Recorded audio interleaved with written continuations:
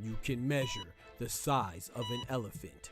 You can clock the speed of a cheetah, but you can't quantify the heart of a kings, queens, and in-betweens. Welcome to Dr. Boxing Talk. Stream starts now. The champ is here! The champ is here! Yes, sir. The champ is here! Yes, sir. The champ is here! Hey. The champ is here! Okay. The champ is here! Okay. The champ is here! Okay. The champ is here! Okay. If I tell you I'm good, probably you will say I'm boasting. But if I tell you I'm no good, you know I'm lying.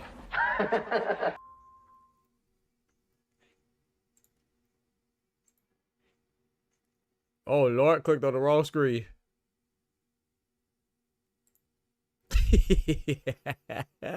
Your boy messing up already. Ain't even start yet. Your boy messing up. That's crazy. Yo, yo, yo, yo, yo, yo, yo, yo, yo. Bridget and sister, boys and girls. Hermanos mi hermanas, amigos mi amigas, dudes and dudettes, kings and queens and everything in between. Y'all know what time it is. The doctor's in the house. Turn that down a little bit. What's going on? What's going on? What's going on? What's going on? Yeah.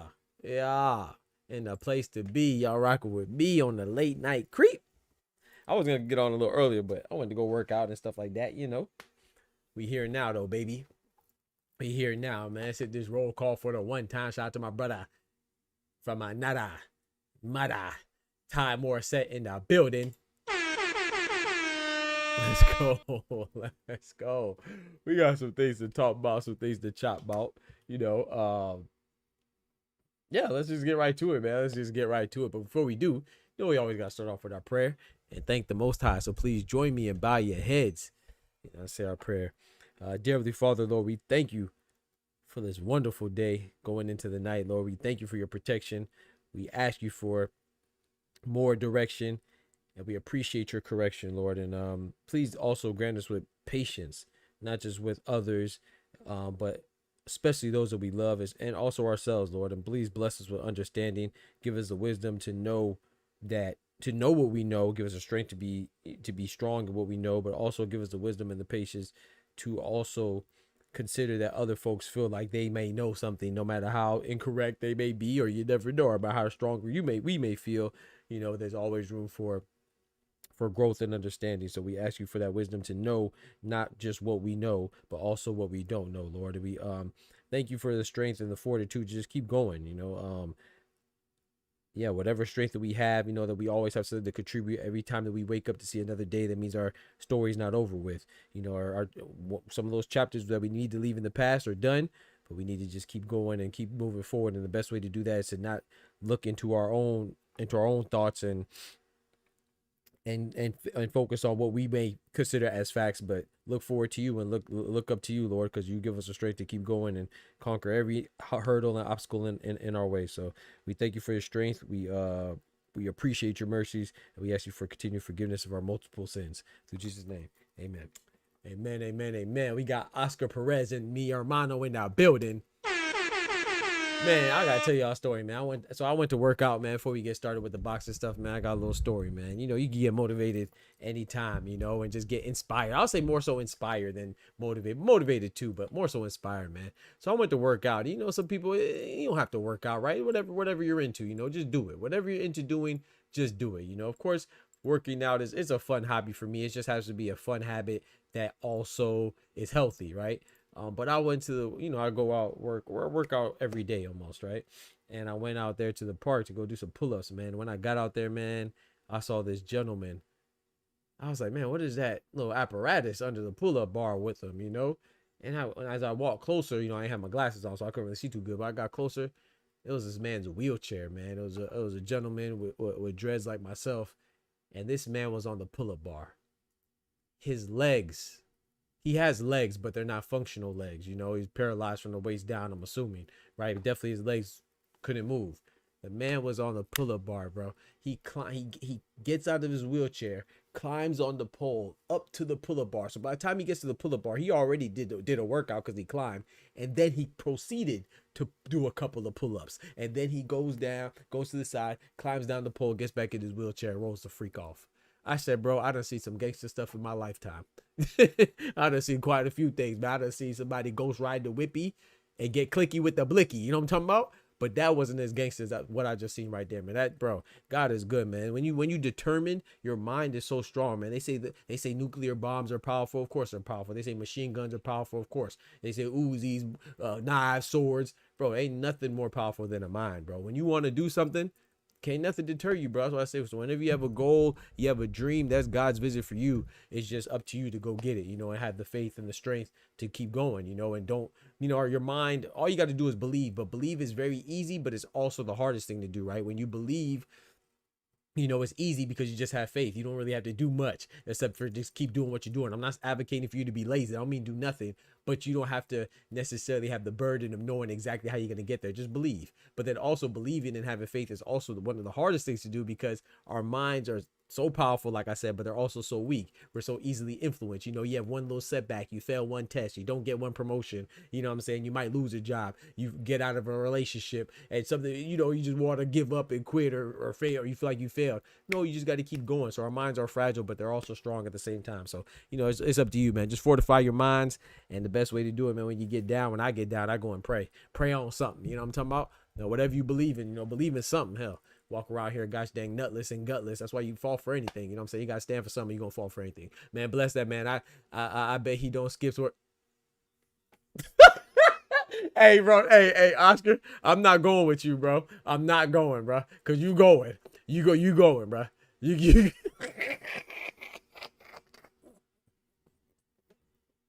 I'm not going with you, bro, because you definitely going with gasoline draws on, if you know what I'm talking about. Yo, we got Anubis in the building. That's crazy. But yeah, man, let's get to the boxing talk, man. That's crazy. This man said, man, bless that man. I bet he don't skip workouts.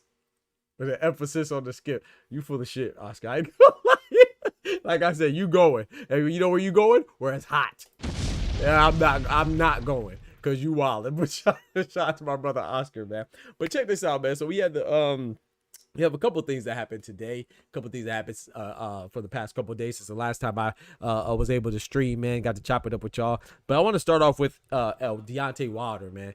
Deontay Wilder has dropped a message for Francis Ngannou. Now, those of you that pay attention to the channel, you know, this isn't too surprising because I talked about this, right? I talked about the fact that Deontay Wilder and Francis Ngannou could potentially fight, but we heard Francis Ngannou say that he wants to fight, and now we're actually hearing Deontay Wilder seemingly acknowledge it and even call him out himself. Let's check it out. I don't think I'll get copyright right for this because it is on Twitter.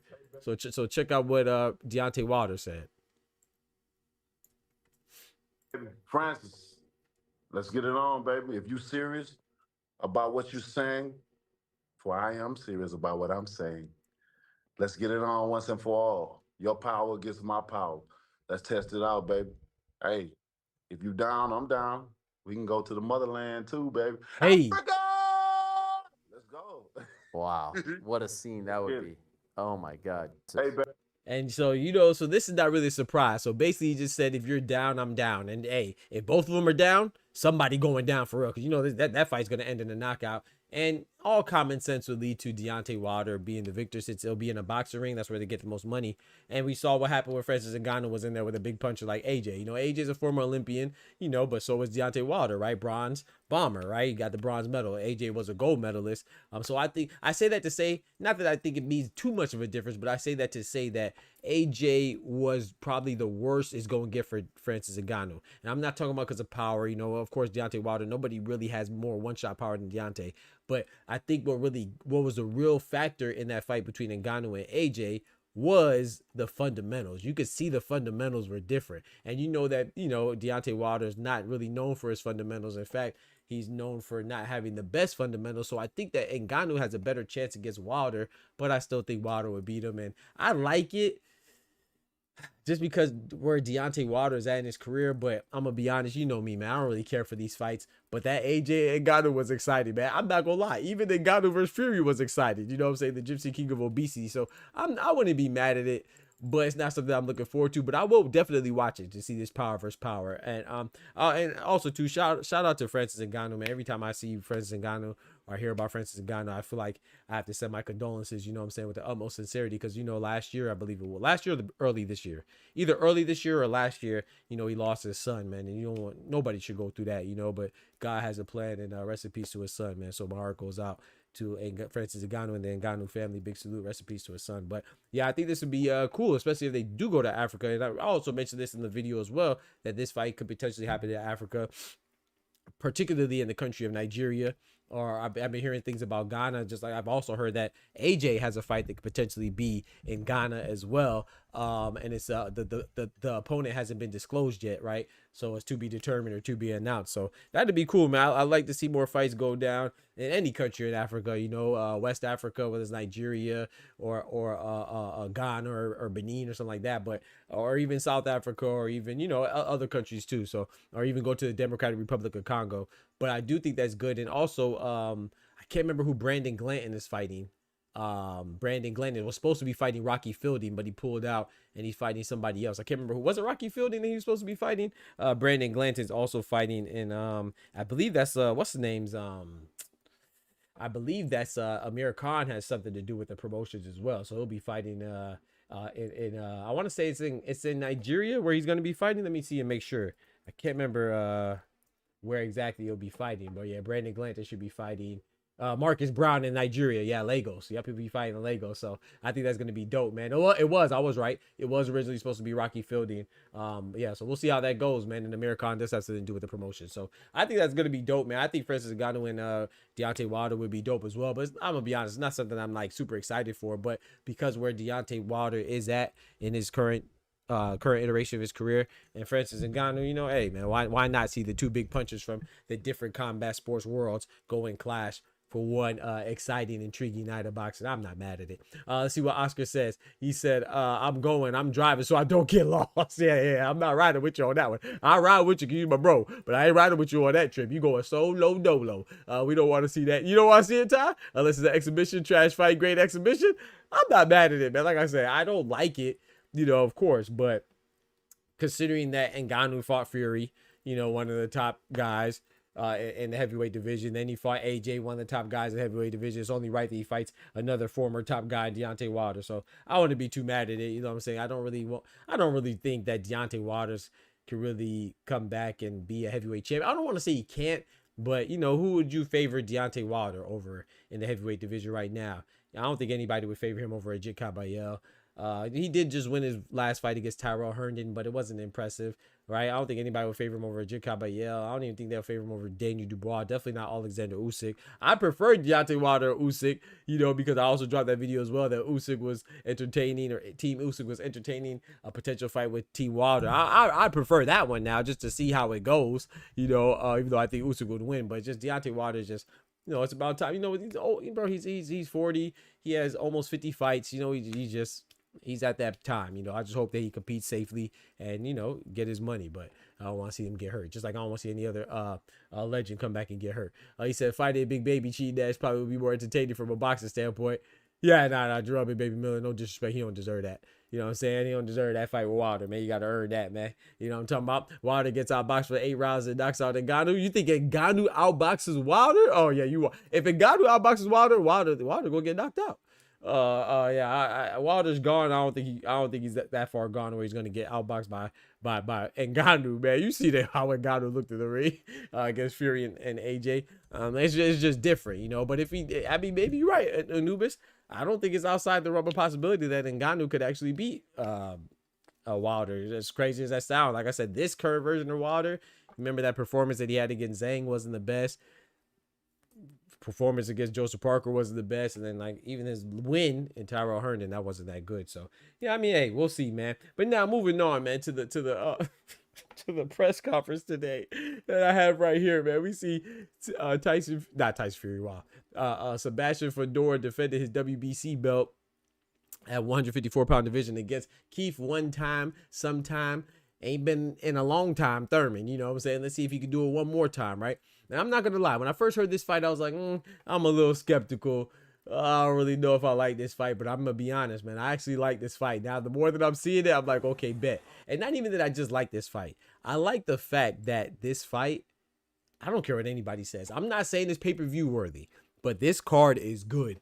Bro, Stephen Fulton to Oshiki Foster, that's going to be a great fight. For the 130-pound belt, WBC belt for Oshiki Foster, that's going to be a good fight, man. The Jesus Ramos versus Ricochet Mosley Jr., I'm not saying that's going to be a great fight, but at middleweight, I think that's going to be an entertaining fight. Jesus Ramos is always an entertaining fights, and I think Ricochet Mosley Jr. is going to bring what he's supposed to bring, you know, so I think it's going to be entertaining no matter how it goes. And then I'm missing somebody. Who am I missing?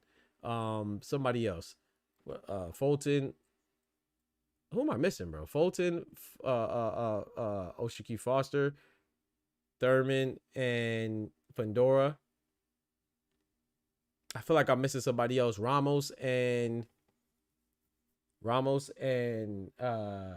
Mosley Jr. I feel like I'm missing another one, but anyway, I think the fight is pretty decent. I'm not saying it's justified for pay-per-view. Is it pay-per-view worthy? I'd prefer not to pay any pay-per-view, but I do think it's decent, especially considering that most of the time a card quantity does not make quality, you know what I'm saying? So I'm not saying that because that was a bad pay-per-view card that we should accept other bad ones, but I don't think this is really that bad, to be honest, man. I think now what I think is bad is this right here. I'm not sure if Keith Thurman gonna make it to the gosh dang fight, given his history of gosh dang injuries. Check it out right here, man. This happened at the press conference. Oh Lord. Hold on, bro. That's Keith Thurman took a tumble, man. This is Keith Thurman right here. And watch it, bro. Oh. Bro, why Oshiki Foster look at him like that? And then the announcer turn around and try to help him. Look at this. Bro, Keith Thurman ain't gonna make it to this fight, bro. I don't know if Keith Thurman gonna make it to this fight, bro. Come on, bro. That's not a good sign, man.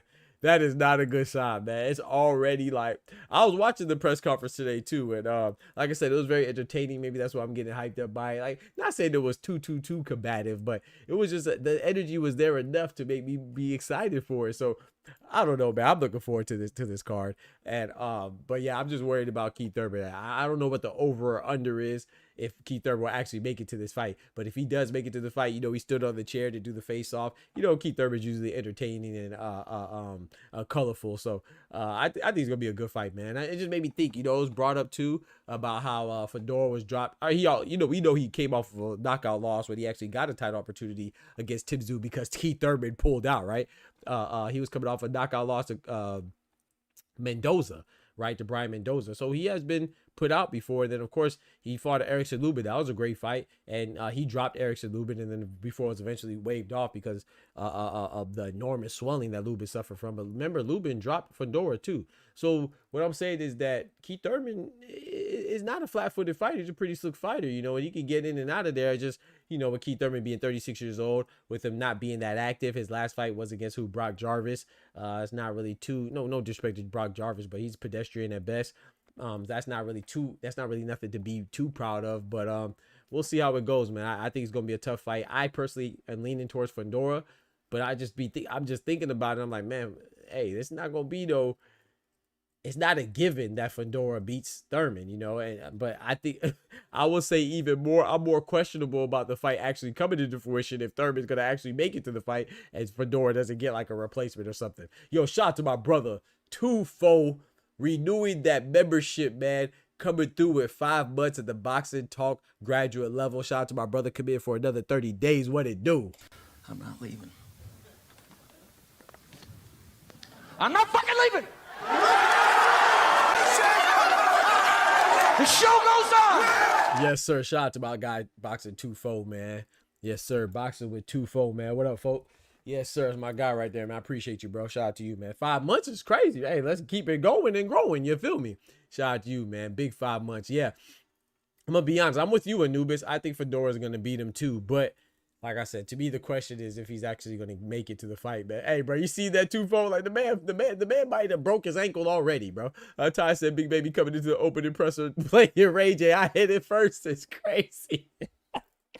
Hey, if I had one wish, head ass. Also, Worthy versus Parker happens. Oh yeah, I forgot about Fabio Worthy versus Joseph Parker. If it happens, I'm going with Parker, man. I know Parker has been, you know, that chinny.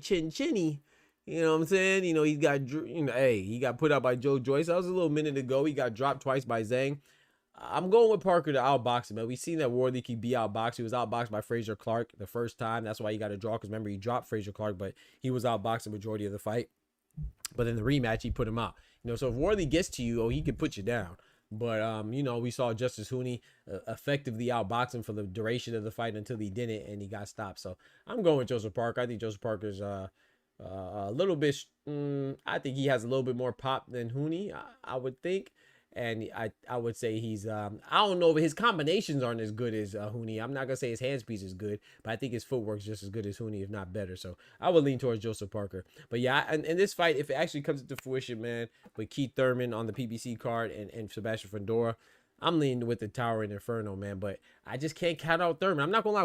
When the fight was first announced, I'm not going to say I counted out Keith Thurman, but I was like, oh, yeah, I'm very sold on Sebastian Fundora taking it. But now I'm thinking about it. I'm seeing the press conference. Maybe I'm getting caught up in the ambiance and caught up in all the talking, but I think Thurman has a very good chance. But like I said, I'm still going. I'm going to say if I had to put a percentile on it, I would say 60-40 in favor of Fundora. And I do think if Fundora wins, it'll be by stoppage. So we'll see how it goes, man. Now the next fight that's on the card, which I think is a fantastic fight, man, is that gosh dang Oshiki Foster, a.k.a. Shock, going against Stephen Fulton, a.k.a. Cool Boy, a.k.a. Scooter. That fight's going to be good. You know, we have Fulton, the current WBC featherweight champion at 126, going against Oshiki Foster, the current WBC champion at super featherweight 130, man. I think this fight's going to be good. At first, when it was first announced, I was leaning towards Shock. But I don't know, man. You know, I was like, man, I might be leaning towards Fulton, you know. And I was thinking about, I'm going back and forth. I think this fight is a true 50-50. I'm not saying it's going to be 50-50 in the ring. You know, I'm not saying it's going to be that close of a fight when they actually get in there. But I'm saying on paper, I think this fight's a great fight, man. And I don't know who I'm going with, man. I'm torn. Some days I think Shock. Some days I think Fulton. Right now, today, at this very moment, if I had to pick one, you say, hey, Doc, you have to pick one, I'm going with Fulton. But if you would ask me this 3 days ago, I would have been going with Shock. So I think it's a great fight, man. It's gonna be a treat to see these two gentlemen take off in the ring. I think it's gonna be good, man. Fulton talking that stuff, Foster talking that stuff, and you know it's respectful, but I think they're gonna compete for real. Jesus Ramos, he was at the press conference by himself. I mean his opponent wasn't there, and Shane Mosley Jr. I'm going with Jesus Ramos. You know I like Jesus Ramos a lot. And Mosley Jr. is good, but I just think Ramos' work rate is going to be too much. And I think Mosley's going to win the early rounds. But I would say like by round, when I say early, I'm talking about real early. But I say like by round 4 or 5, Ramos is going to be start overwhelming him in my personal opinion. But we'll see, man. We shall see, man. I like to know what y'all think too. Shout out to Define Irony, big member in the building. God bless you too, mi hermano. Dios te bendiga, mi hermano. Big salute to you, man. God bless you as well, my brother. Yes, sir, man. He said, I got Parker outboxing him and then getting knocked. He might, bro. It might be a replay of Justice Hootie and Worthy, Anubis. You might be right. He might outbox him until he gets caught. Bow. And Fabio Worthy, you know, he has that great equalizer like Denzel, you know, and he hits you with that, man. It might be night, you know. So I'm not mad at that assessment, Anubis, or prediction. You know, so we shall see, man. Hopefully that fight does. It hasn't actually been finalized yet. It was close to being done, but it hasn't been actually finalized yet. So we'll see how it goes, man. But yeah, I'm looking forward to Fundora versus Thurman. I'm leaning towards Fundora, man. And then Shock versus Scooter. I'm leaning towards Scooter. Ramos versus Mosley Jr. I'm leaning towards Ramos, but I think those are all going to be good fights, you know, action-packed fights. So, like I said, I'm right. I'm not saying that it should be pay-per-view, but I don't think it's that bad. I think people are exaggerating how bad it is. And speaking of exaggerating how bad it is, I don't think the Bud and Canelo card, bro, it's 10 days. Bro, it's so crazy that Cinnamon and Bud took so long, but it seems like it went by so fast, too. Like, I can't believe in 10 days, bro. Good Lord willing, next week is the fight, bro. September 13th, and then September 14th is Naoya Inoue versus MJ Akhmadaliev. Another banger, back-to-back bangers, bro. And somebody brought up on Twitter, they're like, remember last time what happened? Remember the last time Bud and Inoue fought on the same weekend? You know, I guess that was Inoue beat Fulton and Bud beat Spence. I think that was the same weekend. That's what somebody was saying on Twitter. So, hey, if history repeats itself, boy, Cinnamon in trouble. But I don't really think so. But, man, I think Bud is really coming to fight, man. I think this fight's going to be great. I think people are sleeping on it. And I think it's going to be real. I think it, at first I was like, man, it may not meet expectations. It may be like a Manny and Floyd type of deal. You know what I'm saying? How the fight on paper, the intrigue on paper and the press conferences surpassed what the actual fight played out to be. But, man, I think this fight's going to be good, man. I'm still sticking with Cinnamon, but I think Bud is going to come to fight two phenomenal fighters. I love it. Now, what was shocking to me was that they released the full card today. And like I said, I don't think it was that bad, but I was very shocked that Callum Walsh versus Fernando Vargas Jr. is the co-main. Let me say that again. According to the bill, Callum Walsh versus Fernando Vargas is the co-main. What? Over Lester Martinez and Christian Mbili? I personally believe that Mbili and Martinez could potentially be the fight of the night. I just assumed that was going to be the co-main. You know, you also have Serhiy Boachuk versus Brandon Adams, the rematch. You know, Serhiy Boachuk was winning the fight against Brandon Adams before he got caught with the left hook and he got stopped, right? I think that fight's bigger than Callum Walsh and Fernando Vargas Jr. But I mean, hey, to each his own, you know what I'm saying? I don't really care where it lands. You know, I'm not complaining because either way, it's on the card. So as long as the fights are there, I'm going to be happy. But I was just pretty much baffled and bewildered that I was like, I just knew that Mbili and Martinez was going to be the co-main. But like I said, I don't really care. As long as they're fighting and it's on the bill, I can care less. They fight first on the prelims. I don't care. But I just thought that was interesting, man. I was just like, whoa. I was shocked by that. Mr. Grady says he's rooting for Crawford. I'm not mad at that, man. Rooting for Thurman and you rooting for Crawford. I'm not mad at that, man. Shout out to Mr. Grandy in the building. I'm not mad at that at all, bro. Yeah, man. I don't really have a dog in that race. You know, I like Thurman and I like Fundora. I'll let you know as the fight gets closer, but I like them both. I don't really have a dog in that race. I just want to see a good fight, but I'm leaning towards Fundora. I don't know who I'm rooting for though, because I like them both. You know, and that's why I like the card, because I like Fulton and I like Foster. I don't know who I like more, so I'm not really rooting for either one of them. But I'm leaning towards Fulton. But I'll let you know as we get closer, you know, because I don't know who I'm rooting for. The only one I'm rooting for I'm rooting for Ramos over Mosley Jr. I like Ramos more than I like Mosley, but even that's gonna be a good fight, you know. Cinnamon and Terrence Crawford. I want to be clear on this too, man. Y'all know Cinnamon's my favorite fighter, right? Cinnamon, Tank. You know, I'm talking about Junto Nakatani, Caleb Sweet Hands Plant, Terrence Bud Crawford. I love all these fighters, but my top two right now is Tank and Cinnamon, right? But I will say this though. if Terrence Crawford beats Cinnamon, I wouldn't be mad. I'd be happy as hell for the brother. You know what I'm saying? I like Bud. I like Bud a lot. Like I said, he's one of my favorite fighters. I just personally think that Cinnamon would win, and I've been following Cinnamon a little bit longer. I like Cinnamon more, but like I said, I could never relate to, and I'm not saying anybody's wrong for this, but I just don't relate personally. I don't understand. I don't ever feel compelled like, oh, I can't like this fighter because I like this fighter. Like I like David Benavidez and I like Cinnamon. I'll be rooting for Cinnamon if they fought. But I like David Benavidez a lot too. You know what I'm saying? None of them are enemies. It's like kind of like MJ and LeBron. I think MJ is the greatest basketball player of all time, but I don't dislike LeBron because they're compared to each other.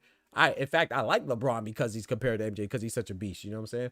But I do like MJ more. But I know some people feel like, oh, if you like, you know, you have to demonize one if you like the other one. You know, make a hero out of one, make a villain out of the other. I just never really felt like that's a sport to me. So, if Bud made the best man win, but I think Canelo's gonna win. Yo, Joaquin, what's good, my brother? Did you see Thurman standing on the chair? Yeah, I talked about that, bro. He's right there standing on the chair on the banner. Yeah, man, Thurman's funny, bro. Did you see Thurman fall off the stage? I was like, man, that's an injury right there. I said, oh Lord, this man fell off the stage. Oh my goodness, party over. The fight's done, Kendrick.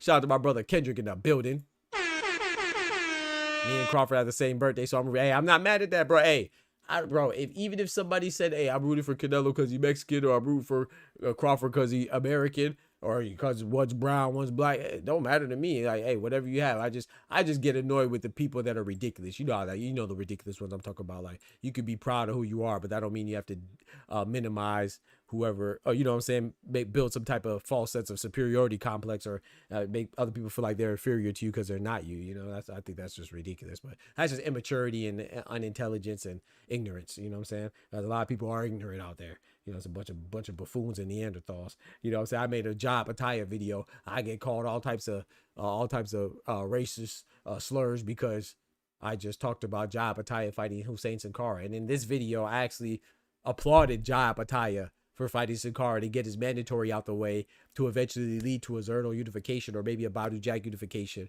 you know, assuming Badu Jack beats Noah McCain. I didn't even say anything negative about Apataya. I still get called out by but hey, bro, it just makes me laugh because I know that their life sucks, man. You know, these are people that come to my channel all the time. Whenever I talk about Job Ataya, they love to come to my channel, so I know they love me. You know what I'm saying? I don't even know them. They ain't worth 2 dead flies smashed. In fact, they probably already walking dead like zombies. You know, I don't know who you are. You know what I'm saying? You walk around soulless and lonely. You mad at the world. It's crazy, bro. He said, yeah. So I don't know, man. I think that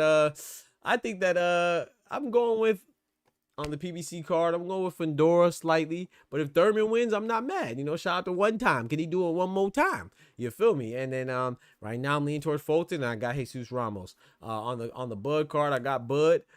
Callum Walsh. I'm going with Callum Walsh over Fernando Vargas Jr. I'm leaning towards Mbili over Lester Martinez. Yeah, I'm going with Christian Mbili. That fight's a toss-up, though, but I'm going with Christian Mbili over Lester Martinez. I know there's some other fights too, you know, like Reito Susumi and some other guys on there. I'm trying to remember, and Alakel and stuff. But yeah, I don't remember off the top of my head. So oh yeah, Brandon Adams and Serhii Boachuk. I think Boachuk's gonna avenge his loss in that rematch, but we'll see, man. Like I said, it's a lot of decent fights on there, man. I'm not too disappointed in that, of course, because it's the magnitude of what it is with Bud and Cinnamon. You would think that it'll be a card similar to what we're getting in November 22nd, but I don't really have an issue with it, man. I think people just tend to complain about everything. You know how that goes. But yeah, I think the card's pretty cool. Now moving on, man. Let me see what my guy already says. He said, I love your vid on Apataya. If he gets past the car, no excuse not to have Cerdo. Yeah, thank you, bro. I appreciate you, Irony, man. I appreciate that, bro. Like, I don't know what's wrong with people. Like, people just, whatever. They got to go through that, man. They the ones that are dying inside. You know what I'm saying? He said, we all dying, but some people seem like they already dead, dead inside. You know. He said, I was kind of surprised how big Fulton, bro. Hey, Mr. Grandy, talk about grande. Mr. Grandy Fulton was looking grande. You know, that I was like, whoa. Which I knew that the size was gonna be closer than I anticipated, but I didn't think it was gonna be that close. Fulton looked like he was bigger. You know what I'm saying? Let me pause. We're gonna pause that. But yeah, we definitely gonna pause that. But yeah, he definitely looked bigger though. No, did he? I'm not gonna lie. Let me read your full statement. My bad. He says, He says, I was kind of surprised at how big Fulton was looking standing next to Foster. He even looked big. Yeah, facts. He looked bigger, bro. Or maybe I'm not. You're not tripping. I thought he looked bigger too. So yeah. And Google is what. Hey, bro, irony. That was funny, man. Google Hussein Sakara and they showed Ja Pataya. That joke is crazy, man. That's how you know. Poor Sin Cara. Poor Sin Cara. That joke is crazy, man. They got to put some respect on the undefeated 40-year-old German, man. Why they do that man like that, bro? You know, I know he's unknown, but gosh dang, give him his picture. Let his picture pop up first. Dang. At least let the man's picture pop up first. That joke is crazy. I said, that's disrespectful. Don't forget to smack that like button if you haven't done so already. Shame on you if you have not. Don't forget to smack that like button. Now let's move on to Virgil Ortiz, man. I watched an interview by Virgil Ortiz today, bro. Like I said, I like Virgil Ortiz. And that's the thing. People are so crazy. Like I love. It makes me laugh. You know, it's so funny that the same one day you'll be unbiased, then the next day you're biased when you don't agree with somebody. It's so funny. Somebody can come to my channel and they'll love my videos and say, "Oh man, I love your content. You're so unbiased. We need more channels like yours." And then the one time I don't agree with them, all of a sudden I'm biased now. It's like, bro, no, I'm the same person, bro. We may not have aligning views, but that doesn't mean that I'm suddenly not biased because I don't agree with your goofy comment behind now. But anyway, Virgil Ortiz, I like Virgil Ortiz. You know, I don't have any allegiances to any fighters. You know what I'm saying? I don't have any allegiances to any promoters or any networks or any broadcasts or any pundits or nothing like that. I just speak it how I see it. And Virgil Ortiz, he's actually a fighter that I like a lot. I want to say he's one of my favorite fighters, but I think he's one of the best fighters. And that's saying a lot because he's in the deepest division. I personally believe that 154 has the most depth. You know what I'm saying? Has the most parity among it. That's the hottest division. And I think he's one of the top, I'd say maybe 3 or 4, right? I would say, let me see, 3 or 4. 154, you got Fundora as a champion, WBC. Who's a WBO champion at 154? You got IBF is Bakram Bertazali, 154. WBO is Xander Zayas. Who's the WBA champion? Terrence Crawford, so he's probably about to move up. Abbas Barrow's an interim. He's probably going to get elevated. I would say Virgil Ortiz. Bakram, I would say, for me, if I had to pick 3 of the top, I would say Virgil. Not in any particular order, but I would say Virgil. It's not fair for me. I'm not going to say Boots because he hasn't had a debut. He hasn't debuted there yet, so I'm going to leave Boots out of it. I think he's also one of the top, obviously, but I'm not going to count him there yet because he hasn't officially fought there yet. So I'm going to just say right now, I would say Bakram, Virgil. And I'm not going to count Jermell Charlo because he's been on sabbatical, you know, and when he comes off his hiatus, then we'll include him. I'm not going to count Terrence Crawford because he's about to fight Cinnamon, obviously at 168. So yeah, my top 2 right now may be Virgil and gosh dang, who am I forgetting? I like Xander Zayas a lot. The only reason why I'm a little shaky on him because he is inexperienced. He's the youngest current active champion at 22. I like him, but I think he has one of the highest ceilings in boxing. But I would have to put Virgil over him right now. Yeah, probably Virgil and Bakram, man. I think Erickson Lubin's good. I think Jesus Ramos is good. He's about to fight at middleweight. Obviously, you have Sebastian Fundora. It's probably not fair to keep him out of the top 3, but I'm not sure I'll put him at the top 3. You know, I think yes, Charles Carwell could still bounce back. I think we have Abbas Barrow, you know, he's there. He only has 1 loss by decision to Jack Koke. You have Jonas Tellis, he just lost to Abbas Barrow. I think he could bounce back. Yeah, 154 just has a lot of guys, man. Israel Madrimov, you know, he just lost to Virgil, and he has 2 losses to Virgil. 1 loss to Virgil, 1 loss to Bud. It's not fair to put him over any one of those 2. You have Serhii Boachuk. He lost to Virgil, a very close fight. Yeah, I would say top 2 probably Virgil. Even though he doesn't have a title, you know, you got to put Fundora up there. But I would say Virgil and Fundora. I mean, Virgil and Bakram, man. So I think Virgil is a beast. Don't get me wrong, but he's still unproven. Virgil has never been a champion. He's an interim champion right now, but he's not a full champion. So I say that to say that I do like his fight with Erickson Lubin. That's a great fight. I anticipate that. Hopefully it comes into fruition. However, Virgil Ortiz came out today. I made a video about it. He said that Jermell Charlo was sent an offer. Jermell Charlo was sent an offer? What do you mean by that? So let me get this straight, Virgil. So you sent Jermell Charlo an offer to fight. The same Jermell Charlo that we haven't seen since 2023, if I'm not mistaken, 2 years ago, right? Against Saul Canelo Alvarez. So he'd be coming off of a long layoff and a loss. And that's the guy that you think would fight you coming off of a loss and a 2-year sabbatical. And then I also heard, you know, through Oscar De La Hoya and Virgil as well, that they wanted to fight Errol Spence, another guy that's also from Texas, just like Jermell Charlo and Virgil Ortiz, that hasn't fought since 2023. So another guy coming off a 2-year sabbatical, and he came off of a loss. That's the guy that you want to fight you next, Virgil? That really, that's what we're doing? And then there's another guy in Xander Zayas who wanted to fight you, or they both kind of wanted to fight, but they didn't make an agreement. But now you want him to fight you next because you won a title, and you know he's green. I'm not saying, hey, once you're a champion, you have to fight. You know what I'm saying? You have a target on your back. He's the least experienced, and he should. But that guy should turn around and fight you right now as his first title defense, being 22 years old. So what I'm saying is that it seems like everybody that he's been sending these contracts to that's ducking him, they all have some type of compromise about it. Like they're compromised in some way, shape, or form. Like he said they wanted to fight Boots. You wanted to fight Boots, the same Boots that you could have fought at 147. You want to fight him now when he's making his debut at 154. The same 154 when you made your debut at, you fought Frederick Lawson and Thomas Delorme. The same Thomas Delorme that you knocked out in 1 round. Cool. But Boots also knocked out Thomas Delorme in 1 round, and he did it before you. But you want to fight Boots now on his debut at a new weight class. It just seems like there's always, I'm not going to lie, it seems like he's an opportunist. And I'm not saying that's what he is, because I like Virgil Ortiz, but that's what is given off. That's what it seemingly seems like. He's moving kind of funny, man. I just got to speak objectively, and it seems like everybody like. And then he said he wanted to fight Bud. You didn't want to fight Bud at 147, but you want to fight Bud at 154 when you know damn well that after Badgerball he was going to go fight Cinnamon for one of the biggest mega fights since gosh dang Bud and Spence, or even Pacquiao and Mayweather. But now you want to fight Bud. You think Bud's gonna fight you? Like, come on, bro. It just seems a little fishy. Like, what about Fedora and Bakram? Bakram is there. In fact, Bakram's still looking for a fight right now. In fact, the person that you're fighting was supposed to fight Bakram. You stole Eric Lubin from Bakram. Now, I'm not saying it's his fault, because that's also a great fight, but I'm sure that Bakram would have fought him. And then remember, according to Bakram's promotional company, they were offered a fight, to which Bakram agreed to, for Virgil Ortiz coming from Turkey Al Sheikh. And Virgil Ortiz and his father, senior, said that that's not true.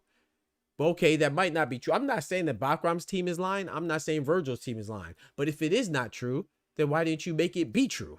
Why didn't you make it become true? You see what I'm saying? It just seems a little fishy, bro. Like, it's just starting to be a little fishy, man. And I like Virgil Ortiz a lot, but what I don't like is, I don't like when guys be acting like they're the boogeyman or talk like they're the boogeyman, and it's just not that believable when you look at it and follow the breadcrumbs. I'm just not sure, man. Like Bakram, he's believable. Like, it seems, I'm not saying people are scared of him either, but it really does seem like he was trying to fight people and he's not getting the deal's finalized. But Virgil, it just seems a little bit manufactured, bro. I'm sorry. Like, you got dropped twice by Boachuk, and I think that's a great win, but I kind of feel like people are exaggerating the significance of that win too. Boachuk has never been a champion. So yeah, Boachuk was a great win, and so was Madrimov, but Madrimov was also coming off of a loss to Terrence Bud Crawford. And if you remember right, Madrimov was compromised with his health, right? He was supposed to be sick. Now, that's not Virgil Ortiz's fault, but it was well known that he was coming off of a case of bronchitis or something like that. So I'm just saying, like, yes, I love the fact that Virgil fought Boachuk and Madrimov, but Boachuk, he got stopped by Brandon Adams, which is why he's having a rematch next. And also Boachuk, a lot of people thought it was controversial that he lost.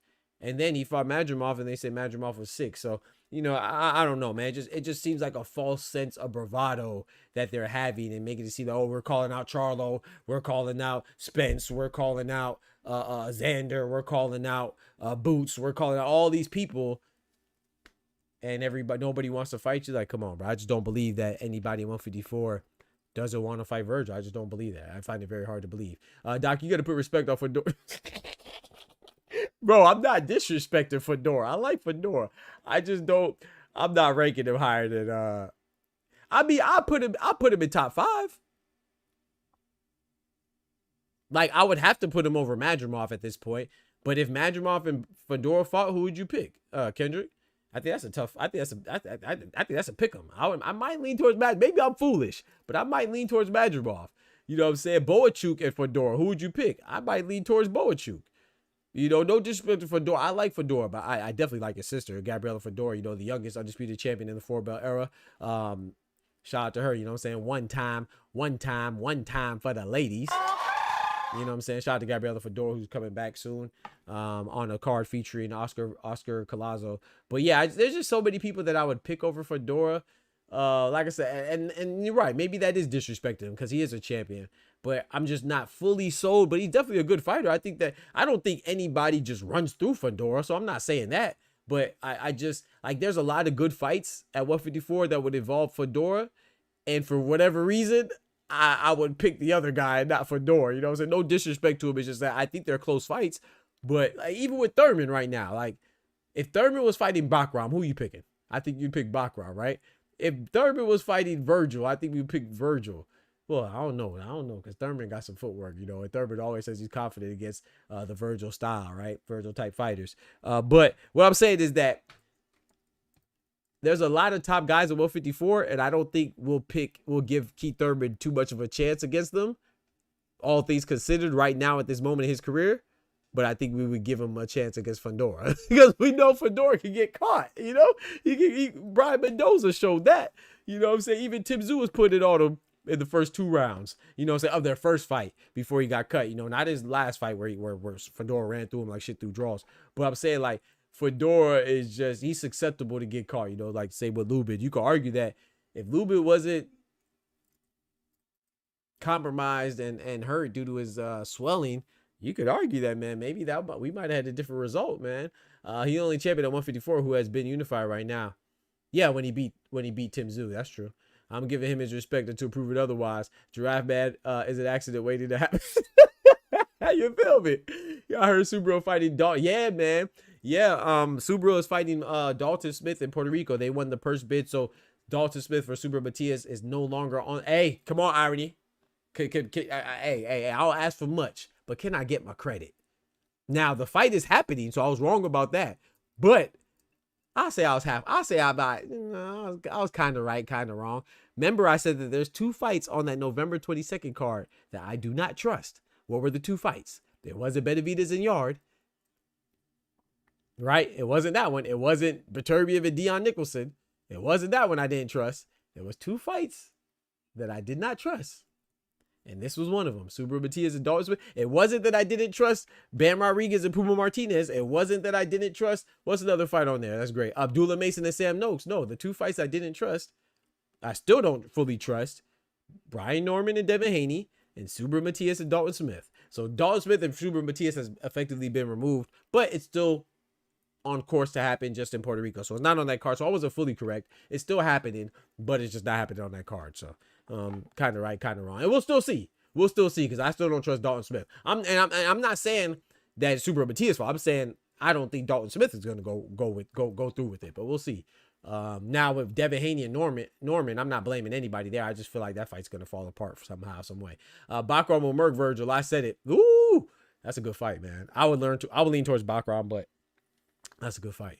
He's the only champion when he's been unified. Yeah. So and I'm not trying to knock him, you know, shout out to them, but it wasn't. I think we have to consider that it wasn't a unification fight per se.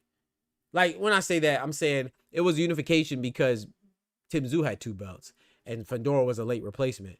But it wasn't like he was unified because he fought like Zerto fought, what's his name? Chris Williams Smith for the WBA, WBO, or like Boots fought Stanionis for the IBF and the WBA, or like Nakatani fought Nishida for the WBC IBF. It wasn't a unification like that, but you're right. He was unified because he beat Tim Tszyu. And so I got to put respect. I'm not disrespecting him.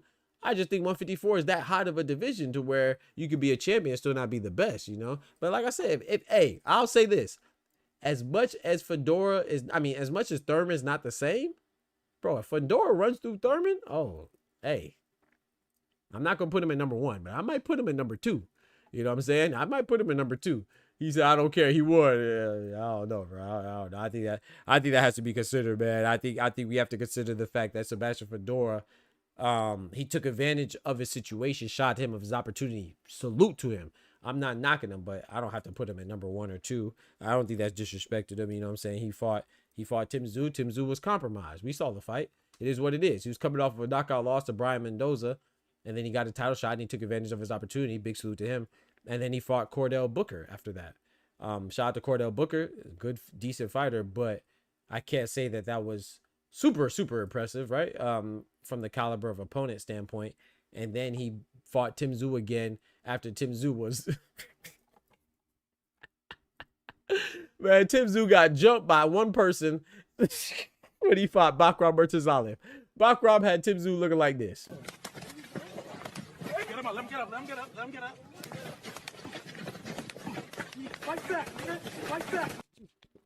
You know, and that's when Fundora whooped him again. Now, I was still impressed by how Fundora whooped him again. He said, I knew you was going to say that. Yeah, bro, I mean, I'm not saying that to knock him or to minimize it. I just think that I do think that we have to mention that, you know. I'm not diminishing it. I'm just saying that it wasn't like, yeah, I don't know, because now it's gonna sound like I'm discrediting him. Like I said, I got Fundora to beat Thurman, but if he runs through Thurman, ooh wee, and Lubin gave him hell too. Yeah, draft man is not all that. No, I like him though. I like Fundora. Don't get me wrong.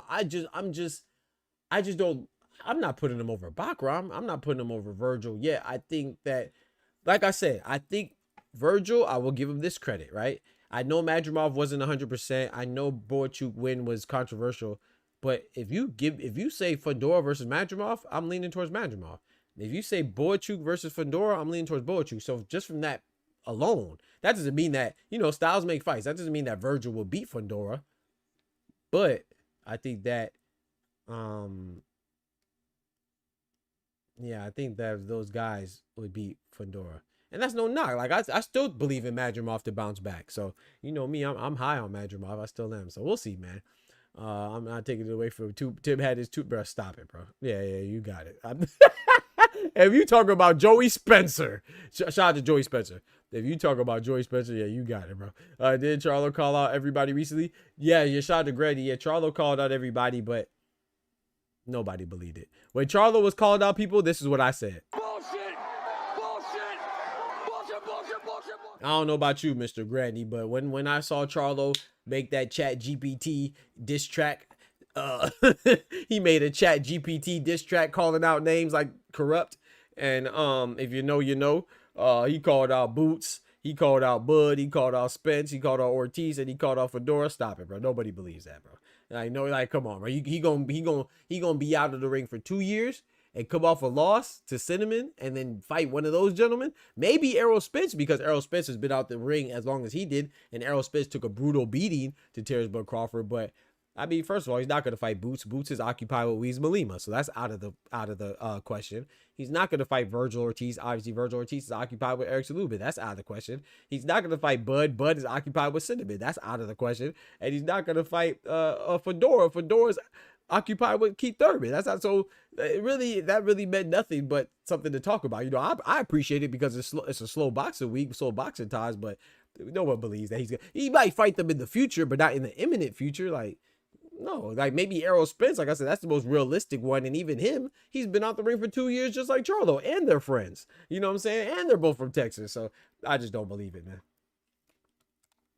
I just think it was smart though to get people talking about him and get people anticipating his return, his eventual return. But I think he's gonna do just like his brother did, Jamal Charlo, right? Jamal Charlo came back and he fought Thomas Cornflake Lamana. I'm not saying he's gonna fight Lamana specifically, but I think he's gonna fight somebody of that type of caliber. You know what I'm saying? That type of cloth. What's he at? 154. I can't even think of somebody like. Oh yeah, he's on track to fight Barral, right? That'd be a good fight. I'm not even sure he fights Barral right out the gate, but Abbas Barral would be a good fight with Jamal Charlo, especially if he's trying to get back in title contention because Barral just won the interim WBA belt from Jonas Tellis, right? And I was actually at that fight, you know what I'm saying, one time for the Boxing Talk family, you know what I'm saying, 2 times for God. You know what I'm talking about? But yeah, I was actually at that fight, so yeah, Abbas Barral, I think that's I think that's the most realistic fight for Jamel Charlo.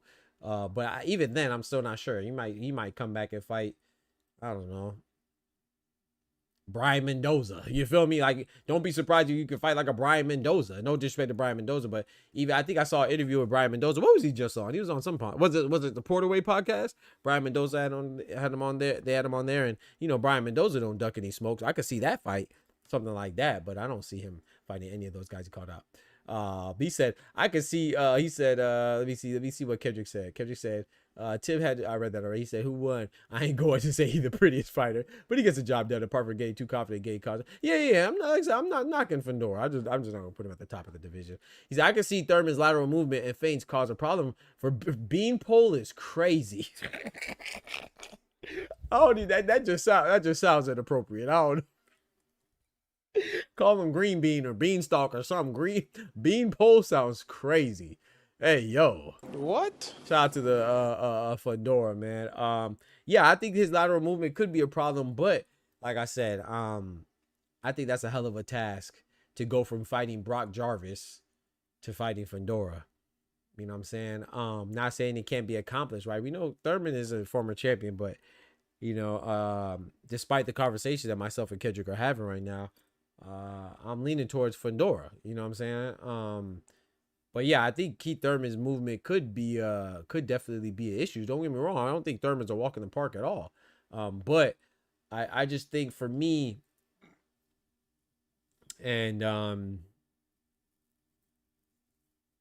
yeah, for me and what I see and my sensibilities and my senses and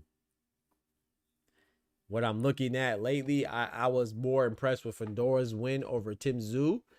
Even though it seemed like I was discrediting, which I'm not, it seems like I'm not impressed. I actually am impressed. I'm more impressed with Fundora's win over Cordell Booker and Tim Tszyu, his last one, than I am with Thurman's victory over Brock Jarvis, you know. That's just me personally, though. He said, I can't tell if that was racist or no. Do you feel me? That's why I said I didn't. Hey, Kendrick, that's why I said I didn't say if it was something crazy. I just know it sounded crazy and inappropriate. I don't know which tunnel is going down of inappropriateness, but that just sounded crazy, bro. No, did it? Yeah. We definitely gonna pause that too. I didn't think. What they say? Hey, what they say? I don't even know what it means, but it sounds provocative. He said, "Snap, my bad." No, you good. No, you good, Kalani. You good, man. We just talking, man. You good, bro. We just talking and having fun, man. You know, hey, if you meant it in a crazy way, that's on you. That ain't nothing to do with me. I definitely didn't mean it no type of way. It wasn't my statement, but that was crazy. Yeah, man. But yeah, I got Fundora, man. Who do y'all have though? I mean, I'm assuming Kendrick has Fundora. I think Irony said he has. I don't know. I think Grandy said he's going with Thurman. Yeah, I don't know. I think they're good fights, man. I think it's a good fight, man. I'm trying to think what other fights coming up that I'm looking forward to besides obviously the mega fight. Oh yeah, I want to talk about Nye anyway. Besides the mega fight with Bud and Cinnamon, like I said, I'm still going with Cinnamon, but I will say this though, man. Hey, Bud, I'm getting that feeling, man. Bud ain't playing, bro. I just hope Cinnamon's gonna be locked in. I think if they're both locked in, which I always expect them both to be, I'm still going with Cinnamon, right? But I think it's gonna be a hell of a fight, bro. I think Bud's coming to win like he always does, and we'll see how it goes. But I got Cinnamon because it's so funny. I was listening to some gentleman, I don't remember who it was. It was a trainer. He was speaking on the fight, right? And he was saying, yeah, I think it's gonna be a good fight, but I'm going with Canelo because Bud's a fighter, Bud's a dog. And he's going to eventually exchange. I haven't seen a fight where Bud avoids the exchanges or avoids the confrontation, right? And he said, I think that's what's going to happen. He's not going to be able to help it. It's just going to be in him. And I agree that, bro, I've been saying that this whole time. Now that it's yet to be seen if I'm going to be correct or not. And but I think that is what's going to happen. I think that Bud is a dog. He's not going to back down. And I think that's what's going to eventually get him in trouble. I think his heart's going to get him in trouble, against the bigger man Canelo. But could he outbox him potentially? Absolutely. I don't think there's nothing that Bud can't do in that square circle, man. He's a phenomenal fighter, all-time great already, living legend. You know what I'm saying? Two-time undisputed and undefeated while doing it, just like Alexander Usyk and Nye anyway. So he's already an all-time great. Like I tell people all the time, Canelo versus Budrick is not a battle for greatness. It's a battle of greatness. There's a difference. A battle for greatness is two guys fighting to determine who is great. They're both great. These are just two great fighters, generational fighters, top talents that are coming together for a great night of boxing. You know what I'm saying? It's great versus great. So this is a battle of greatness. So shout out to Cinnamon, shout out to Budrick. I'm excited for the fight. I got Cinnamon. He said I might throw 100 on it. Hey, on Thurman. Hey, do your thing. Do your thing. Do your thing, my brother. Do your thing. Ty says he has Giraffe as well. Yeah, I'm going with Fundora. Thurman, I'll be the black sheep. Hey, I'm not mad at that. I'm not mad at that, bro. You got the black sheep over the Giraffe, huh? Yeah, that was crazy, Irony. Yeah. You said the poll. But yeah, I want to say, speaking of that, you know, I also want to talk about Ngannou, man. So it has been, I dropped a video on this too. If you haven't checked it out, shame on you. Go check it out. Make sure you like the video, like all the videos, man. Subscribe to the channel as well. Hit that bell, turn on notifications. But according to Nganou's team, man, they have a fight already scheduled for December 27th. If I'm MJ Akhmadaliev, if I wasn't already motivated, I just got a little bit more motivation and inspiration to kick Inoue's behind, because they already inked a deal to fight Picasso Romero, Alan David Picasso Romero, on December 27th. They even ascertained a date, you know, and this is not too crazy, right? Because I said this months ago that he was going to fight Picasso in December, right? Because that was the plan. You know, I pay attention a lot to boxing, and they disclosed this a while ago, but the only thing they weren't sure if they were, at the time, they weren't committing to Nick Ball at 126 or Romero, right? Because ultimately the goal is to fight Juto Nakatani for all Japanese showdowns, which will be fire in 2026. And to which y'all know I got Juto Nakatani over Inoue if that fight does come into fruition. But Inoue is supposed to be fighting MJ Akhmadaliev the day after Cinnamon and Bud on September 14th, and this is a long overdue mandatory. You know, he has been avoiding MJ Akhmadaliev despite what people say, because he's fighting him now. That doesn't mean that he wasn't avoiding him before. MJ Akhmadaliev, if you pay attention to WBA and their mandates, right, he was actually ordered since before Inoue even fought Louis Neary. You know what I'm saying? So I'm not saying that I think Inoue beats Akhmadaliev, but that doesn't change the fact that he wasn't fighting him. It is what it is. Like Usyk and Joseph Parker right now. I don't think Usyk is scared of Joseph Parker, but he doesn't feel like Joseph Parker is worth the risk. Maybe he feels like he can have a more lucrative deal with somebody else. Boxing is a business, hello. So when you say somebody's ducking him, let's not take your feelings and your extra emotions out of it, man. Ducking just means that you're avoiding a fight with somebody. And when you're ordered to fight somebody and you don't fight them not once, not twice, but you don't fight them 3 times, you're avoiding them. I don't care what you're overzealous and ridiculous infatuation is with Naoya Inoue or whatever fighter it is. It doesn't change the facts. The WBA has ordered MJ Akhmadaliev. They've just been allowing Naoya Inoue to get away with it and fight TJ Doheny or Louis Neary or Ramon Cardenas or Yi Jun Kim. It is what it is. So I forgot about Yi Jun Kim. So yeah, there's actually 4 times, because he fought Louis Neary. He's supposed to fight Akhmadaliev.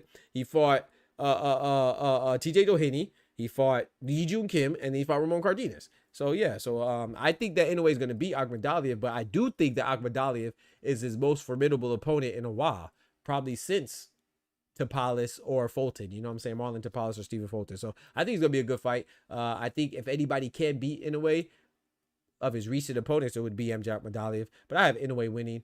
And moving on to David Allen Picasso Romero, and I think he beats him easily. I don't think Allen Picasso really has any business. The Mexican contender, I don't think he has any business in there with Inoue, but I like it because that lets me know that Inoue is staying at 122 super bantamweight, and then he's looking forward to having that showdown that I was talking about with Juto Nakatani, who just moved up to 122, hasn't had his debut at 122 yet. But we have the monster Inoue versus the monster slayer Nakatani, man. I love that fight. So hopefully that's right on schedule to happen at the top of 2026, man. We'll see. But would he be surprised on decision? He said, I put money on Nello, but I wouldn't be surprised on decision for. But yeah, facts. I mean, they're great fighters, man. Don't let people confuse you, man. You know, I'm not you. I'm speaking of you in general, not you individually or specifically. But we got to stand 10 toes down for boxing, man. Sometimes it's okay to respect both fighters. Matter of fact, most of the times it is. So, if I'm picking Canelo, but if Bud wins, you think I'm gonna be mad? I'll be like, dang, you know, because Canelo's my favorite fighter, one of my favorite fighters, but I like Bud a whole lot. Like I said, like if I was to name my top 5 fighters, Bud would be in there. It's just that Canelo and Gervonta Tank Davis are my top 2. and Nakatani's my top 3. And then I say my 4th one might be Bud, or might be Caleb Plant, or might be, I don't know, Brian Norman. I like Brian Norman a lot lately too. You know, I like a lot of fighters, bro. I don't really pick sides. Or David Benavidez might be up there too. I like a lot of fighters, bro. So if Canelo wins, I'm not gonna lie, I'm gonna be a little sad. Like if he puts my boy Bud to sleep, I'm gonna be like, God. I'll be like, not like this. Don't get me wrong, but I'm rooting for Canelo. I think Canelo's gonna win. And I usually remove my feelings out of it anyway, so I could tell you who. Like Deontay Wilder is my favorite fighter, but you can ask anybody in here. I picked Zhang to beat him. You know what I'm saying? It's just, it is what it is, you know. So I don't really get too involved emotionally. I keep it objective, not subjective. You know what I'm saying? But we only know what we see. Shout out to my brother, Average Someone, big member in the building. Shout out to my brother, Average Someone, man. He said, you scared me with your video because I thought, in a way, ducked again, but thank God I watched the video. Shout out to Kendrick. Thank God you watched the video, bro, because you know everybody don't watch the video. You know they like to read. It's like, what did they say back in the day, Kendrick? You know, it's just different now. It's the same thing, right? When they say, if you want to hide information, put it in a book, right? You know, because people, it's like, don't judge a book by its cover. Well, that's what people do all the time now. It's just that we went from books to videos, so now people judge the video by the title. You know what I'm saying? But I don't put clickbait titles. I know you're not saying, I'm not talking to you, I'm just speaking. I don't put clickbait titles, but people just still like to assume, bro. And it's so funny to me that, like, if you're not interested in what I have to say, if you're so disinterested in what I have to say, why are you audacious enough, or maybe you're just lonely enough to put a comment? Like, why would you comment on a video you don't want to hear what the person has to say in the video or what it's about, but you just so thirsty for attention that you still want to comment? And boy, some of them dudes, man, they be looking so dumb. It's a whole bunch of stupid ass little boys. It's crazy. I never understand that, but it's the reason why I don't understand that, because you shouldn't be able to understand an idiot. You know what I'm talking about? So yeah, let them live and die in their idiocy. Definitely not a good look for Dai anyway. Not a good look, Irony? You don't think it's a good look to fight? Thank you, Irony. Hit the likes. Yes, please hit the likes. You don't think it's a good look to fight Picasso? Why? You don't think it's a good? I don't mind it. Because I will say this though. I will give Inoue this credit. He does stay active. You know, I'm not giving that an excuse, because I don't like when people say, "Oh, he's active, so he can fight anybody." No. If you're going to critique fighters for who their opponents are, like Gervonta Tank Davis, and you're going to critique Bud for his opponents, or Inactivity, or Usyk, or whoever else, or Cinnamon for his opponents, Edgar Berlanga, whatever, then you got to keep the same energy. Edgar Berlanga wasn't a great opponent for Canelo. Neither was Jaime Munguia, but it was good enough. People were just mad that it wasn't David Benavidez. So as long as Cinnamon was fighting somebody not named David Benavidez, they were going to be mad. But I will say this. Edgar Berlanga was ranked #1 at the time that Canelo fought him. He was ranked #1 in the WBA. Jaime Munguia was ranked highly too, and he was an undefeated contender, right? Jaime Munguia, make no doubt about it, Jaime Munguia and Edgar Berlanga are better opponents than TJ Doheny, Ramon Cardenas, and Yi Jun Kim combined. Facts. It is what it is, but people don't complain. You know what I'm saying? So shout out to Nai anyway. I will say that shout out to him, because he does fight frequently and often, you see what I'm saying? But his opponents as of late have been lackluster at best. You see what I'm saying? Yi Jun Kim, what are we doing? You know, I know it's a late replacement, but what are we doing? You see what I'm saying? Joshua Padley was a late replacement for Shakur. People still talk trash about him. That was a late replacement. They say, oh, he was an electrician or a plumber. Well, Ramon Cardenas was a Lyft driver and never been in a title fight before. And he had a loss to somebody who already had 26 losses. These are facts. I can't remember the dude's name. It's like Danny something. These are facts, bro. I really watch boxing. You feel me? I do my research. So it's like TJ Doheny was what, 38 years old with 4 prior losses when Inoue fought him. That's not a good opponent, not a good win. In fact, Louis Neary, I love that story, right? It has an anime-esque type of movie storyline, right? Because Louis Neary cheated Naoya Inoue's Japanese countryman in Yamanaka and beat him with PEDs and knocked him out twice, right? They fought twice. So he was indefinitely banned from Japan, and then they lifted the ban for Naoya Inoue to put the pause on him. But let's make no mistake about it. Louis Neary had a KO, had a stoppage loss already. He had a stoppage loss to Brandon Figueroa. Brandon Figueroa had a loss to Stephen Fulton. Stephen Fulton was knocked out by Naya Inoue. So you fought a guy that lost to a guy that you knocked out. No, you fought a guy that got knocked out by a guy that lost to a guy that you knocked out.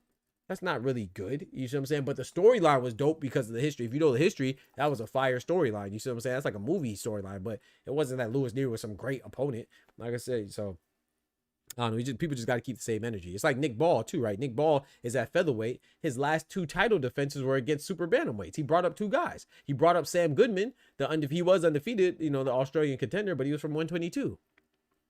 That was his defense at 126. And then before that, he brought up TJ Doheny, who was 38 years old, coming off of a stoppage loss to Naya Inoue, and he already had 5 losses prior. That's who Nick Ball defended his 2 belts with. And then even before that was Ronnie Rios, and yes, before he fought Nick Ball, his fight before that was at 126. But going back to 2018, all of his fights were at 122 before he fought that guy that he fought at 126, then fought Nick Ball. Now, Ronnie Rios has been at 126 before. I'm not saying he's never been at 126, but he had a large gap to where he was fighting at 122 between 2024 and 2018 or 2017. His last fight at 126 was in 2017. All his fights from 2017 to 2024 were at 122. So it's just something you got to think about. I think Neary is number 1 to Espinoza at the moment. Hey, Neary doing his thing, though. I ain't gonna lie. Neary beat the Kameda guy. Kiyonosuke Kameda. Neary knocked him out, stopped him, and that's who David Allen Picasso Romero just beat by a majority decision. Neary, I'm not saying Neary's bad, but at that time, it wasn't like all that. You feel me? Motherfuckers need to start doing their homework. Talk to a Tufo, you know what I'm saying? Or come over here, I'll do it for you. You feel me? Your boy got his PhD for a reason. You know what I'm saying? I'm really good at homework. You heard me? You know what I'm saying? I'm really good at homework. You feel me? You know? So, yeah, man. Hell yeah. They got to do their homework, man. Shout out to my brother Average, someone in the building, man. You know what I'm saying? That he avoided MJ all this time. Bozo. Oh, thank you. Yeah, exactly. Oh, no, I wasn't talking to you, Irony. I wasn't talking to you, Irony. I was just saying in general. No, I wasn't talking to you, bro. But yeah, he avoided it, and that's okay. Like it's like if I say, I don't know, like I said, Usyk. I don't think Usyk's scared of Joseph Parker, but he's not fighting him, right? And Joseph Parker as a WBO intern, he does as much as I don't really care for Joseph Parker like that. I would never say he doesn't deserve a title shot. He deserves a title shot. He deserves a chance at the WBO belt. But do I think Usyk is scared of him? No, but he is ducking him. It is what it is. And he's ducking him until he says he wants to fight him. That's how it works. You see what I'm saying? Just because you fight somebody, you finally decide to fight somebody doesn't mean that you weren't ducking them before. And ducking doesn't mean you're scared. It could be ducking for plethora of reasons. It could be because you have a better business opportunity. Like Tank. Bro, y'all know Gervonta Tank Davis is my guy, right? That's one of my favorite fighters. But if you ask me, when it comes to Lamont Roach, what is Tank doing? I'm going to respond just like this.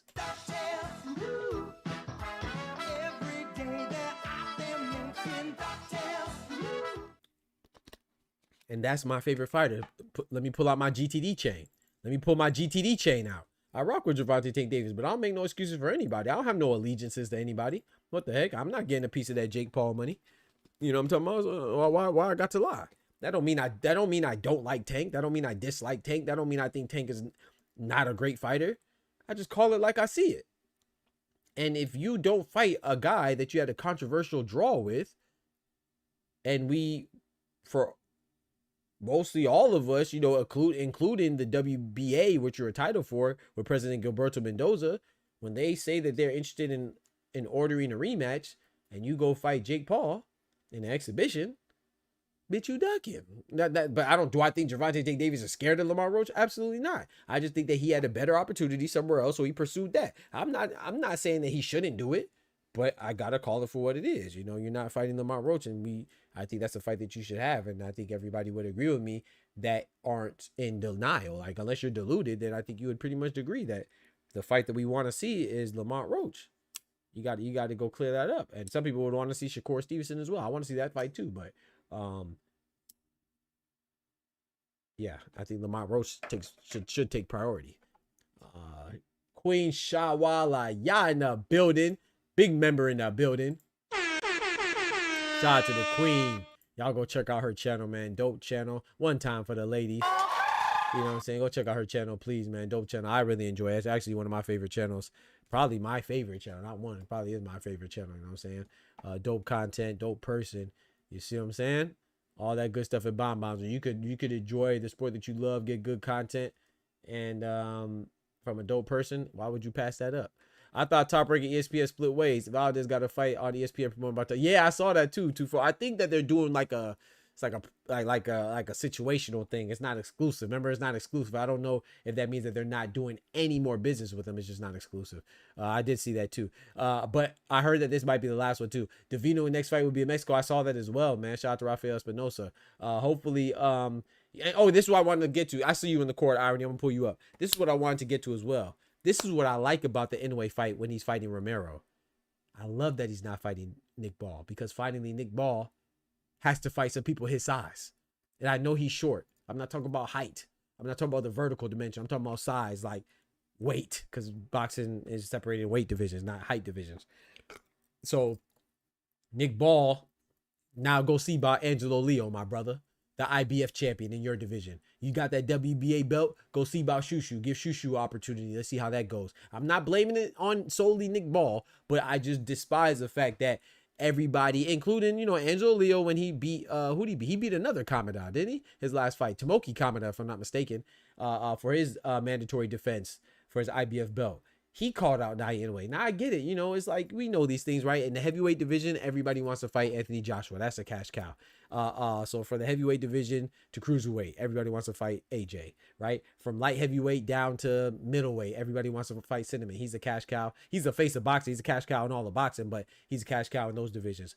I would say, I'd even say from 175 to 154. Now I say from 147 to 130, everybody wants to fight Gervonta Tank Davis, right? He's a cash cow. And from 126 down, everybody wants to fight Inoue. So I get it. But at the same time, when you have 4 different champions, what are we doing? You know what I'm saying? 4 different champions. I know we have a lot of divisions that have 4 different champions, including 135 with Shakur for the WBC, Tank for the WBA. WBO is vacant. Abdullah Mason and Sam Nose fighting for that. And the IBF is who? 135. Who has the IBF? Raymond Murataya. So it's not the only. There's a couple of divisions with 4 different champions. But when you have 4 different champions and all of them are calling out a guy that's not even in their division, it's annoying, because Espinosa called out Naoya Inoue too. Like I said, I get it. But y'all need to fight each other, especially Nick Ball, because at least Espinosa and Angelo Leo are fighting guys in their division. Nick Ball, like I said, he fought 2 guys that weren't in his division for his last 2 title defenses. And Ronnie Rios, he's muddling the line of being at 126, because like I said, all of his fights from 2024 to 2017 were at 122. And then he fought 1 fight for a tune-up at 126, and then he fought Nick Ball. You know what I'm saying? So Nick Ball, go get a unification between the IBF and the WBA with Angelo Leo. Go get a unification between the WBA and the WBO with Espinosa. I'm going to give you a pass on Fulton, because Fulton's fighting. He has a WBC strap at 126. He's fighting Oshiki Foster at 130, super featherweight. So you can't really fight him right now, but I'm going to need some action, man. Some real action, man. You know what I'm talking about? But I will say this too. The UK got to be careful, because if I'm not mistaken, Nick Ball is the only male champion out the UK. Boy, the UK trash. Know your fucking place, trash. Bro, Nick Ball's y'all only champion? Ain't no way Nick Ball's y'all only male champion. Let me add some further specificity to that. Nick Ball's their only male champion. Damn. I'm sorry. That's trash, bro. I ain't gonna lie to you, bro. Somebody correct me if I'm wrong, bro. I think Nick Ball's the only champion on the male side out of England, bro. That's trash, bro. Because, Daniel Dubois lost, right, to Usyk. So, that's trash, bro. I ain't gonna lie. But shout out to, what I'm saying? They do have some female champions. Shout out to Terry Harper. You feel me? Shout out to Ellie Scottney. You feel me? Carolyn Dubois. I think she has an interim belt. There's some interim male champions. Jazza Dickens. He has an interim belt for the males, and but we're not talking about interim belts. But yeah, they have a couple of female champions. You know what I'm saying? One time for the ladies. Again, they holding it down for the UK, but the males are trash. I ain't gonna hold you. You're right. I think appreciate it, Kendrick. Yeah, I think so. Do a top 2, top 1. Yeah, top 1. You came. My bad. Yeah, you're right. Yeah. Before Kendrick gets on my head top, I got to put some respect on his name, right, Kendrick? You feel me? Shout out to my boy KD, man. Let me pull up Lauren Price. Shout out to Lauren Price. She's a unified champion too. Okay, she got 3 of them things. Not 1, not 2. She got 3 of them things. Katie's Ireland though. Katie's Ireland. She's Irish, right? We throwing that in the UK? Shout out to Katie though, and I think she's staying in Connecticut. Oh man, yeah man, yeah man. Shout out to Nick Ball, man. Nick Ball holding it down. Oh man, holding it down, man. Nick Ball holding it down, man. How you talking about? They better hold on to Nick Ball. They better get Moses Ataba up out of there. They better hurry up and get Moses Ataba on something, boy. Because Nick Ball ain't going to last. You can't protect him forever. He said, yeah, they still the UK to me, though. Them and Wales. One time for Princess Diana. Rest in peace. Doc is white. Hey, bro, I just call it like I see it, man. I just call it like I see it, my brother. Let me pull up my brother Irony, man. My brother in the building. What's good, brethren? God bless you, bro. How Hey, you man, doing? God bless you as well, man. Thanks for calling in, man. I'm doing great. I can't complain, man. How about yourself? I'm good, bro. Thank That's you, what I'm bro. talking about, man. What's good, man? Talk to me, bro. Well, first things first, right? First, Google is whack. Right? Hey, one time for Irony for watching the entire video. That's how I know he watched the whole video, man. Salute to Irony, man. Bro, you don't have no idea how hard I laughed, bro, when you said that. I was like, oh, but listen, on the flip side, bro, it goes to show you the sad reality of the cruiserweight. Yeah. To be Yeah. honest. They might as well be the strawweights of the big division. You're right. Yeah, cruiserweight is just not popping like that, man. Never got the just food, you know. Never, bro. They got it. To be fair, though, I'm gonna be honest. Why I'm not too fond of cruiserweight. Like, I love boxing, but to me, cruiserweight is like, it's just like an in between division. It's like the guys are too small for heavyweight, but they're too big for light heavyweight. You know, so I feel like it's just like, but I think it'll change though once they get like a and mind you, now I'm not giving Jake Paul too much credit, but if they could get like a guy that's like polarizing like a Jake Paul, you know what I'm saying, to be in cruiserweight, I think it might turn up, man. Hopefully. I mean, we got quite some. I mean, a few legends, right? Usyk, Evander. You know, Usyk, Evander, yeah. You want to go throw Cowie in there as well. Rest in peace. Yeah, rest in peace. Yep. But I mean, it is an in-between division, but at the same time, you know, I don't like it, bro. I don't like the fact that they don't get nearly any recognition. True. But, True. That's just. Now, what do you think it is though? Because I have no clue why. Think it's because it's not like an American, like a big American or a big. I mean, well, Zerdo. I was gonna say a big Mexican there, but no, they got Zerdo. Not necessarily. I mean, yeah, that might have something to do with it. It's just that when you look at, I think, isn't that the youngest division in boxing? Yeah, I think it's the youngest division. I think so, right? They have been around for not that long. Not that long, right? That has something to do with it as well. But I mean, but look at the characters though. Like, my bad. Go ahead. I mean, interrupt. Oh no, go ahead. I was gonna say, like, the character, they don't really have that. Like, nobody really has that dynamic of a person. Now, like Chris Billiam Smith, he's boring. Arslan Goulamirian, who had the WBA before Zerdo got it, he's boring. Like, I like Zerdo, but Zerdo's not really that interesting either. You know, I personally like him. I think Ja Batai is a beast, but even him is like, he's not really. You know, like, I'm not saying you got to be a trash. You just got to be like, because like Errol Spence wasn't a trash talker or anything, but it was just like his aura. Right. You know, people just gravitate towards. I think Xander Zayas kind of has a similar thing going on. You know, much younger. Like, people just gravitate towards him. Like, nobody really has that. Like, we know Jai is a beast, but he doesn't really like. I don't know. He just doesn't like. I don't know. He just doesn't really Not even Usyk had Yeah, that. yeah, I agree. Had Usyk that, doesn't you have it know. either. It's just that he's just on such a dominant historic run, and he's doing it in the most glamorous division. Like it's no coincidence that he didn't really get big and popping until he was at the heavyweight, right? Because that's the most glamorous division. But yeah, Usyk's not really. He And don't the really same have it for like that Evander. either. Yeah, same with Evander. Yeah, they just don't really have those guys that make you wanna, you know. I mean, Shout out it to kind of Evander sucks and his anyway. 111 rooms in Atlanta. You know, he had that mansion and stuff. But yeah, they don't really have like they're not like a Mike Tyson or like a Yeah. oh, here's one for you. I know you're gonna like this. They don't have like a Calzaghe or you know what I'm talking about? Right, right. Appreciate that, Yeah, man. I man. Yeah, appreciate. What a man. nice man, bro. I You feel me? appreciate you, bro. I You feel appreciate me? that. Damn. You feel me? Listen, I got a message for us, Uh-oh. right? You said Oscar? Oh O-S-T-E-R. Lord. No, no, Oster. Oh, Oster. Okay, Oster. O-S-T-E-R. My bad. Yep. Oster. My bad. He's been hiding from me. Oh yeah. You gotta remember that we arranged for a debate last week, and Yep. he's been hiding from me. I don't know why. Yep. So if anybody gets a hold of him, tell him that I said that he's ducking. I got you, bro. Okay. Appreciate it. Yes, sir. What else I got?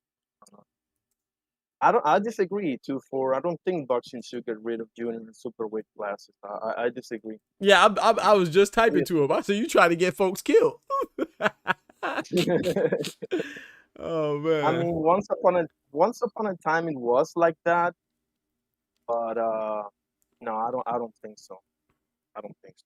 Yeah, shout out to Shawa. She said, "So much hope I hold out for Cruiser always." Yeah, no, I agree with you. I don't think that they should get. I know. Don't get me wrong. I understand when people say there's too many divisions, but and no disrespect to you know what I'm saying to the smaller fellas, but if you, I don't think you should get rid of any. But if you were going to combine some, I would say you got to start at the smallers. Like maybe keep minimum weight at 105, but then maybe get rid of 108. Yeah, because there are like 3 or 4 pounds only between Right, one and the exactly. Right, but I think other. like 140, 135, I think that's cool. 130 is cool. 126 cool. Me too. I even think 118 and 122 is cool. You know, maybe you could get 150, Yeah. get rid of 115, maybe bantamweight, and keep 118 and 112. Maybe I don't know, but as far as like anything above, reasonable. yeah, anything above at 122 and up, I think that's fine. Chava says get rid of The the booger weights is crazy.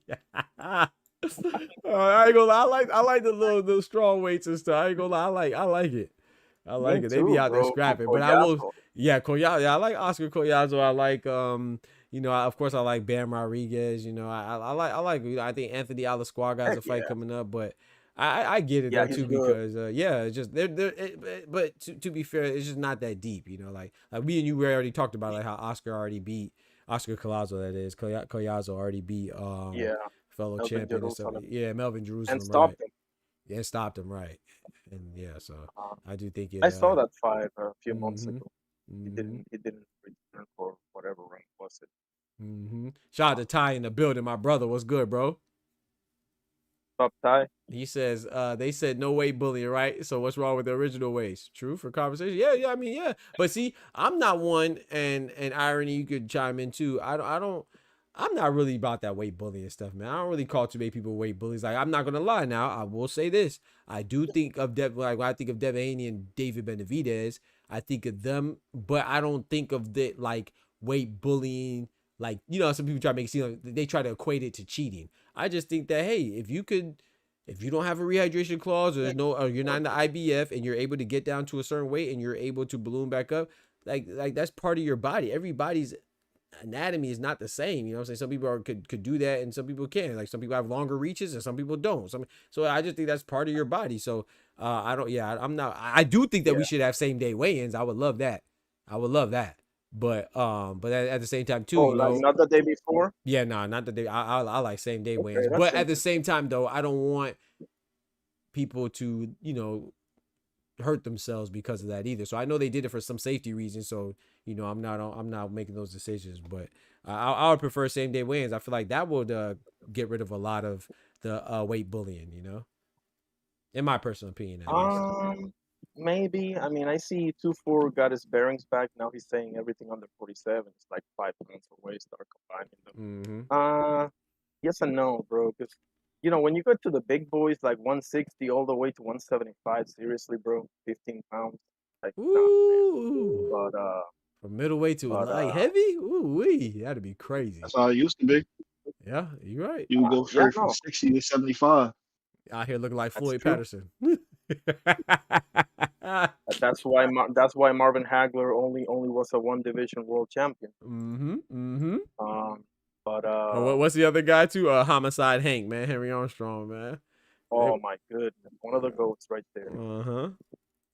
Yeah, I can't. Probably yeah. the goat if you go by the numbers. But Yeah, Floyd Patterson and all those guys, man, going up all those weights, man. Nah, man. I like it. I like it, you know. But I'm not mad at anybody. Like Ty said, you know. Hey, they'll stop the weight bullying. You know, be less. I ain't gonna say it'll stop it, but it'll definitely mitigate it for sure. That's got to be closer. Oh, did I see Ryan back there? Hey, shout out to Ryan. I think I just saw Ryan back there. I missed him. I was in his channel today too. Shout out to Ryan, Boxing Talk, Boxing Talk Up North, man. Ryan Frazier, Boxing Talk Up North. That's my guy. Canadian brother. Yes, right sir. there. My Canadian brethren. Yes, sir. They are the scrappiest. Really, I'm cool with them all. People just don't love boxing like they. Come on now. Come on. You preaching like it's Sunday now. Hold on now. That's a fact, shower. They don't like boxing like they. Bro, did y'all see? Yeah. Buddy, what's his name, man? It don't even matter what his name is. But talk about Teofimo and Shakur's a snoozer. Huh? Who said that? I can't remember his name, man, but Canobio, Dan Canobio. Like, what? I'm not this is my issue, Irony. I'm not saying that when the night of the fight, when the fight actually happens, I'm not saying it may not be. We never know. It might be a snoozer. But how can how can you say that? You can't on one hand get mad at fighters for not fighting. We say, oh, well, Teofimo, Gervonta Tank Davis, Shakur Stevenson, and Devin Haney, they don't want to fight each other. And then when two of the top guys are about to fight each other, you dismiss it and say that it's a snoozer. Like, bro, that's why I say, bro, in 2025, especially with the age of social media, bro, you got to be in tune with who you are, because they will try to trick real people out of their spots, bro. You got to be strong and move with conviction, bro, because they will tell you up is down and down is up. I'm telling, bro, you can't please everybody, bro. You can't please any. You got to make sure you please yourself. You're gonna complain about Jake Paul, and this is why. And no, I can't stand Tank versus Jake Paul, but this is why we got Tank versus Jake Paul, because people like you are gonna talk trash about anything, no matter what. We don't even know what's good or not anymore. Because if you're gonna complain about Shakur or Teofimo, then okay, bet. If I'm Shakur, hey, I'm gonna just go fight. If you're gonna complain anyway, shoot, let me go fight Jake Paul. Why not? This is the result of the atmosphere that people like that have created. Come on now. I said that. Come on now. Yeah, that's the reality. Come You're on not gonna now. like it anyway, so screw you. I'm gonna do my. I'm gonna do me. Exactly. You know? You're not gonna like it anyway, so hey, whatever. You're gonna talk trash anyway, so bet. Please yourself is crazy. My Canadian brother. What's up, brother? What's good, Irony? Ryan Frazier, man. My man Doc. Yes, sir. Hey, I was in your show today, man. Shout out to you, man. Cooking on the cars, man. I seen it. Yes, sir. Smash that like button. Yeah. You know, check out my brother Ryan Frazier, Box Talk Up North, man. Mr. Nello and Crawford. Mm-hmm. Hey, I'm not on code, yo. I haven't picked yet. I'm not on code. Not on code. Ain't nobody on code, man. Ain't nobody on code, man. I don't even know what the code is, man. Right? Yo, the code changed for different dudes, bro. Hey. I was told I can't even be in the code. I was like, oh, really? What? Oh, you Canadian? Oh.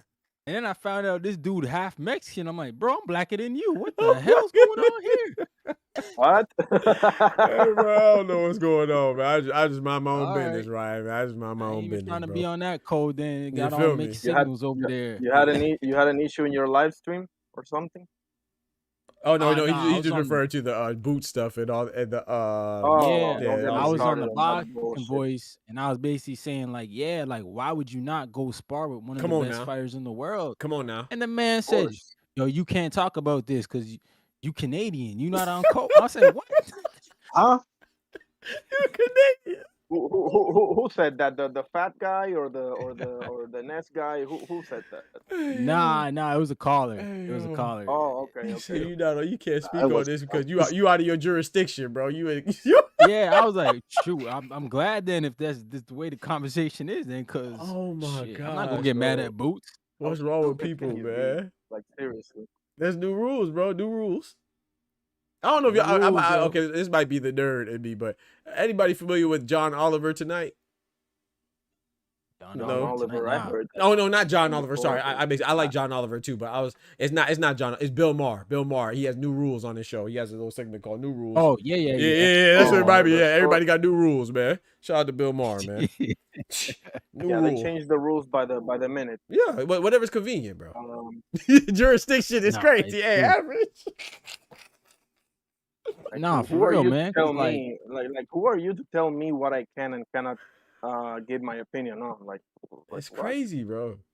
It's crazy, but it make no sense because like they like, yeah, Tank getting his money, but I'm like, but Tank not standing on code because he taking away from the black man. Come on now, y'all need to keep the same energy, bro. And he said it too. He said, "I'm taking food out your mouth. What you gonna do?" Yeah, that's where you get him. That's where you get him, Ryan. Where they contradict themselves. Hey, I make every time I make a video about Jabba Ty, they tell me shut up because I'm American. That's what they tell me, bro. Bro, it's everywhere. They all, bro, it's crazy, bro. You can't talk about boxing if you're not the same complexion, not the same nationality. You can't do it, bro. Not the same gender. I can't wait to create my channel to handle those calls. So oh man, I can't wait. Don't even waste Please your time. tell me that I can't talk about fucking Opataya or somebody because I'm not from there. Please tell me that. Please. Yep. It happens to be Don't run into a Samoan. Yep. I can saute your ass. They're gonna pack your ass up. I ran into him, got into a whole squabble. Hey yo, bro, I'm telling that's what they say all the time. Ryan Code adjacent. Facts, Kendrick. Facts, Kendrick. Top boxer unless you're an international. I guess so. Average. Oh my. By the way, Michael Conlan is fighting on Friday. I know that Osles Iglesias is fighting tomorrow against Chisholm, right? But shout out to Ryan. He actually reminded me that. Fighting, I forgot. Because we got a pro box on Friday, but also Michael Conlan is fighting. Just saying. I don't know if you know that. Michael Conlan? Really? Yeah, amazing. He's still around, still right? Fighting. I'm telling you. Yeah, bro. Yeah, he got a few bad like knockouts, man. Where Quite I thought a he few was bad done. ones. Yep. Lee Wood, the Gill guy, and then I don't know. Yes, Gill. Wrong. That one was bad. When is he fighting? Already? Friday. This I see it. Yep, September 5th. Yep. Jack Bateson. Yep. Damn, that's a lot of boxing. That's over in Ireland. That's over in Dublin. Yep. You're right. Yep. I see it now. Where he got KO'd by Lee Wood, bro. That's got a bad feeling. Bro. I think that was in Ireland. I'm not sure, but that was a bad one. And Sugar Nunez. Hey, are you gonna cover any of this? I mean, are you gonna cover the Sugar Nunez fight on Saturday or Pro Box or as far as you know, Dr. Sugar Nunez? You talking to me or are you talking to Ryan? Both of you. Oh, I'm gonna cover. Yeah, I'm gonna be on for Saturday. Good Lord willing, absolutely. Sugar Nunez, yes, sir. Sugar Nunez. Yes, sir, man. I gotta see that 130 IBF champion. This is his first defense, right? I think so. Yes. Yeah, because he just won it, right? Yeah, he just got it last fight. And I know, and by the way, I say, ain't that the guy in PC? Eduardo Sugar Nunez is crazy. He ducking for Savage. He ducking for Savage. That's crazy. I'm not saying he ducked him. He just, he strategically moved around. As people said, that's not what we want to do. Hey man, he got a title. Right. He said Kakachi could do it. Why not me? Hey, Kakachi could do it here. That's why I say he ducked. He strategically moved around. The people said, yo, we need to do this, and this, get the money, then we might fight him. What do you guys think of the? You know what's ironic, bro? The guy that is fighting, the Christopher Pitufo Diaz, the guy that's fighting Sugar Nunez, I met him. He actually got robbed against a fight against another Puerto Rican here. Oh, word? I saw that. Oh, I thought you said you got robbed by him. I was like, what? Oh, yo. Man, Ryan, are you okay, man? What's going on out there in PR, man? I'm telling you. Hell no, bro. Check my pockets. Bro. Average says, "What do you guys think of the Kobe?" Yeah, I was talking about that earlier, man. I was, I'm not okay. So I'm gonna be.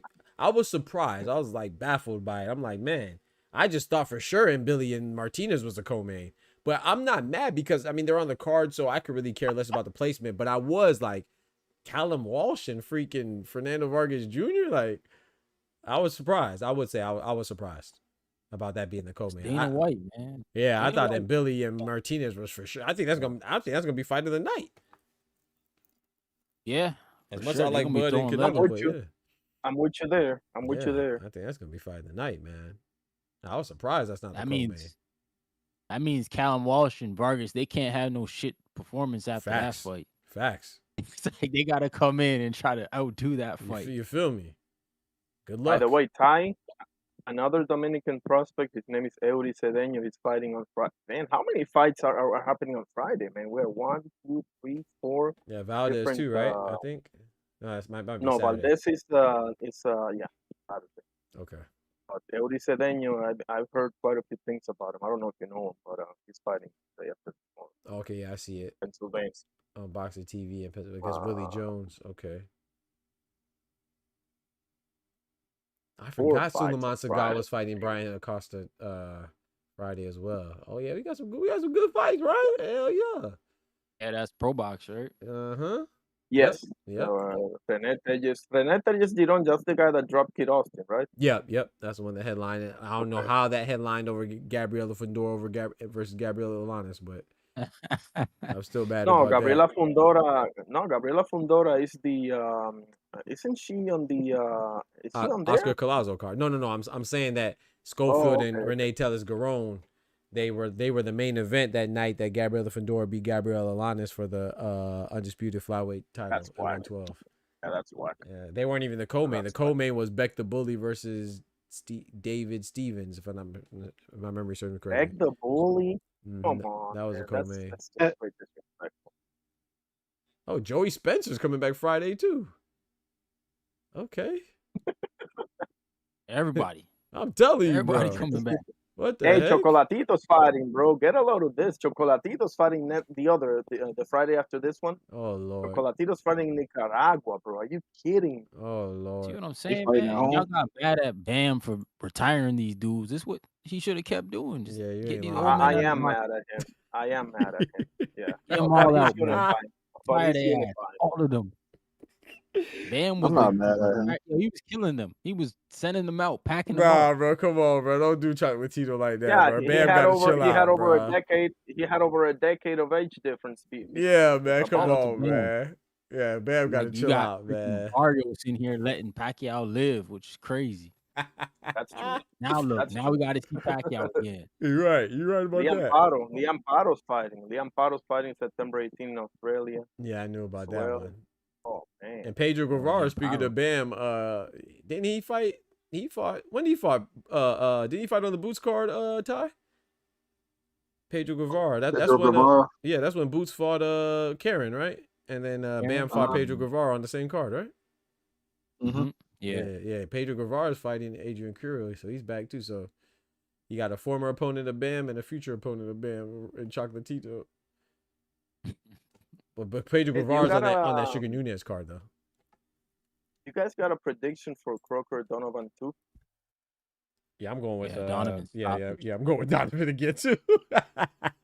He's kind of dirty, bro. He needs He's to not get his getting head cheated this time. above his shoulders, bro. Exactly. Don't get overzealous, bro. You're 10 I times agree. better than him.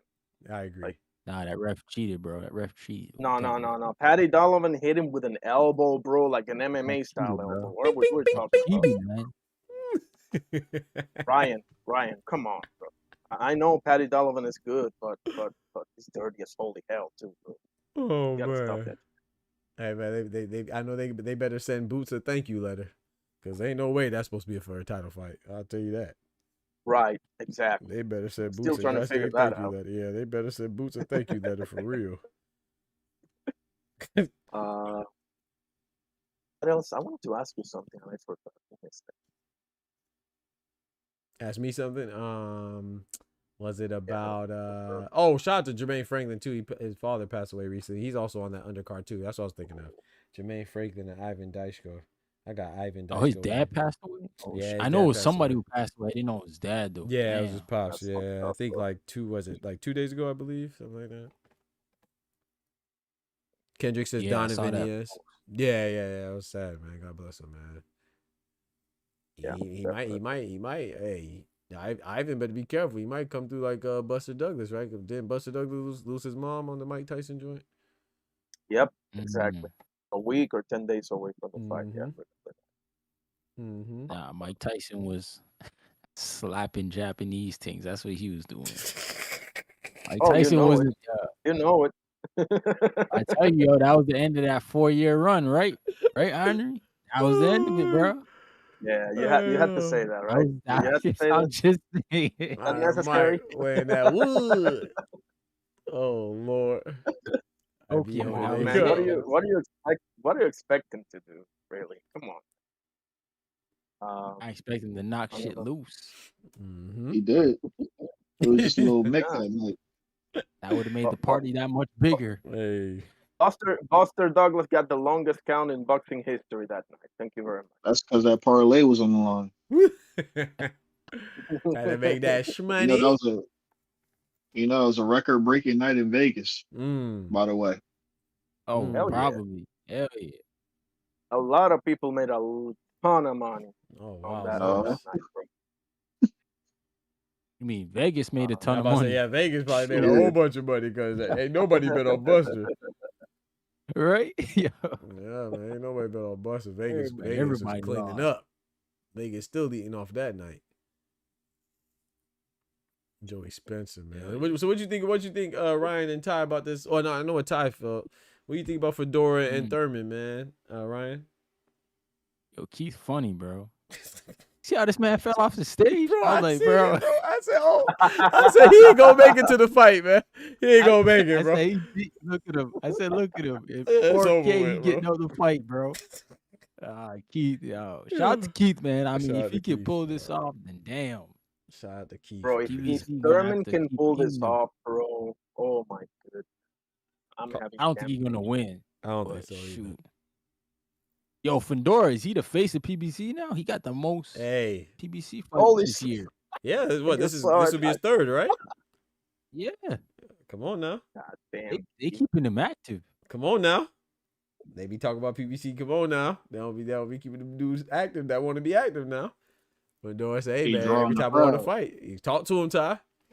The Tower and Inferno, man. I don't I get mean, it. Inferno ain't gonna do shit.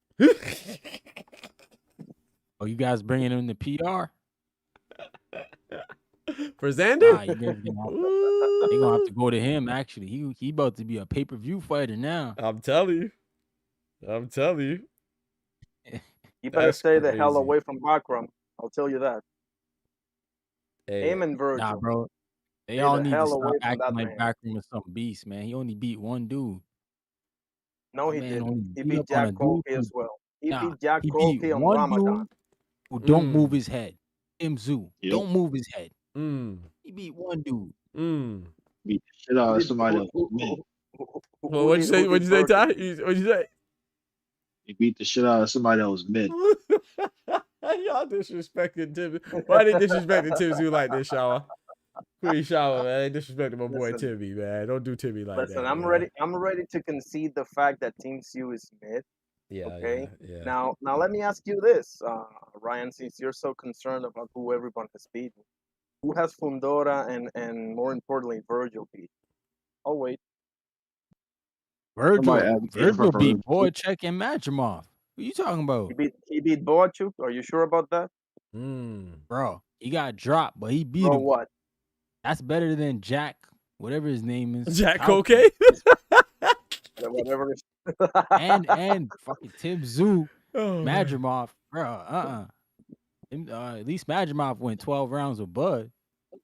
Well, why aren't they fighting them then? Riddle me this one. If you're making the case for them to fight him, why are they not fighting him? Yo, It's just the that easy, management team right? is scared, bro. They scary. Exactly. They're smart, bro. They're really Nah, not smart. the They know. fighters. Nah, let me get it right. Not the fighters. The managers. Mm. Them the ones that's supposed to Okay. be sending the offers, bro. Yeah. Yep. You saw what Brian Mendoza did to him. You just imagine Like, if Bachman catches you with that shot, bro. Ooh, Big Bro, Baki. Imagine that. When did Mendoza beat Fundora? Like, how long has everybody say that? Yo, if you catch him like It wasn't Mendoza 10 years did, ago, bro. It wasn't 10 years ago. that's like 3 years ago. My man done Oh. changed. He changed. Hey, He that's don't what even that's fight that's like what that no more. Yeah, Average said that he thinks that he got better since he became a champion. Shout out to Yeah, Average. no, I agree. He don't even fight like that no more. Oh no. He's starting to use his jab, which is crazy. I don't know, man. He keeps you at the end of that jab. Yeah, Oh my yeah, god! But yeah. I don't think he's the best at 54 though. 54 hot though, so that's not too bad. It is hot. Yeah, that thing hot, man. I love 54, Nobody man. fighting Bachram. Everybody's I saying do like Bachram didn't Bachram, do though. this, didn't do that, but nobody fighting him though. Nobody fighting him. Riddle me that one, bro. Please. Nobody fighting. Nah, Bachram. man. Yo, There's a reason I'm for out that. here, bro. I called out Rick Merrigan because he on here talking about Virgil, some boogeyman. I said, nah, y'all didn't mention the real boogeyman, bro. Y'all didn't mention the real one, the one who got the strappy. I'll talk about Jermell. Jermell's been out the year for like 2 years. Like, why are we talking about him? Talking about Xander. Xander just got a belt. Bachram Ben had the belt. Like, what you guys like? You guys need to stop this. Hey, yo, Just Do in the building. What's good, brethren? I appreciate that. Shout out to Just Do, man. That's my guy Just right Do there, man. boxing. Yes, sir. He said, Imagine Bob got his ass whooped 18 out of 24 rounds in his last 2 fights. That man's mid too. Nah, I still got hopes for Israel, man. I still got hopes for him, He man. ain't get slept though. He ain't get slept like Tim Zoo. Ooh, yeah, got Tim Zoo. slept. Yeah, that was Israel nasty, man. Madrimov is Vice. good, bro. I'm not looking into those 2 losses because there's no need to look into. Yeah, I can't knock him for Terrence Crawford, and then, but then Virgil Ortiz. That was a good win for Virgil. I think Israel Madrimov. I still think he can bounce back there, and then plus what they said he had bronchitis or something like that. Not give him an excuse, but that's his fault. If you compromise and don't put your ass in that ring, but I do think that it was, it wasn't a terrible performance still. So all things considered, I gotta keep it 100 on him. Oh Lord, talk to him. I'm not gonna say he's mid. He's slightly above average, but he was not what all of us, was putting him out there to be. At one point, we were sitting there saying, "Oh, Virgil was scared of him." I can agree with that. Virgil only picked him because he knew he had a fight before. I agree with that. Madrimov is slightly above average. Yeah, I agree with He that. still got a little bit more to show us. Yeah, he hung in there with blood. But Virgil's putting some things on him. He had a good scrap with him. But when you look at his resume, it's a little bit more to be desired. We need to see more of him before we start saying he in that other tier. That's a fact. Let me ask you this: you think how you think him and Fundora go right now? I will say the hot hand, he'll give Fundora a good scrap, but I'm gonna lean towards Fundora. Hey, okay. Not mad Over at Virgil? Nah, Madrimov. Over Madrimov. Oh, because he don't got the body punches to get him up out of here. We the people always build these guys up and they don't always produce what we believe they should. Yeah, I was high on Madrimov. I still believe he could become a champion, so I want to see him still. But I do agree with what Ty just said. I think that was a perfect assessment, man. I think I'm still kind of high on him. I still agree, but I also agree with everything Ty said, right. Especially the part that we need to see more because that as I just said, I'm not looking too much into those 2 losses, but I'm also not looking too much in your best win, which is Magomed Kurbanov. Yeah, Magomed Kurbanov. Yeah, we got to get a better name, a better win. To be honest with you. Yeah. So yeah. I'm interested to see who he's. I think I saw him in the gym. Some little clips. So hopefully we get a fight announcement soon. What was you saying, Ryan? Sorry. How the hell is Conor Ben still ranked at 154? Like this dude. Conor Ben don't ask me. He ranked wherever he wants, man. Don't ask me. Conor Ben ranked wherever he wants, man. He might be ranked at 122 as well. Like what's the dude name? Brock Jarvis, man. He fight all types of divisions, man. This man fight everywhere, bro. Conor Ben he got the juice. He got one fight at that weight. 54. One fight he got at 54. Yeah, Peter Dobson. And it was at that Caribbean. It was at that Caribbean one. What year was that? 2023. Oh, so they should be removing from them rankings pretty soon. You get 2 years. That's wild, man. Shout out to Just Do. Especially when you go to another division. Right. He's about to get his ass whooped again by Eubank Jr. Yeah, I think so too. He said, was it Madrimov? Yeah, he was a champion when he beat Magomed Kurbanov, and then Bud took that. Yeah, like I said, I believe he could bounce back, but I do agree with Ty and define and irony. I do think he needs to get his personnel up, but like you say, he was a champion. Then he fought Bud, and then he fought Virgil. So I'm still willing to be patient. Shout out to my guy 2-4 dropping that bread, that cheese, that butter. Fucking tough.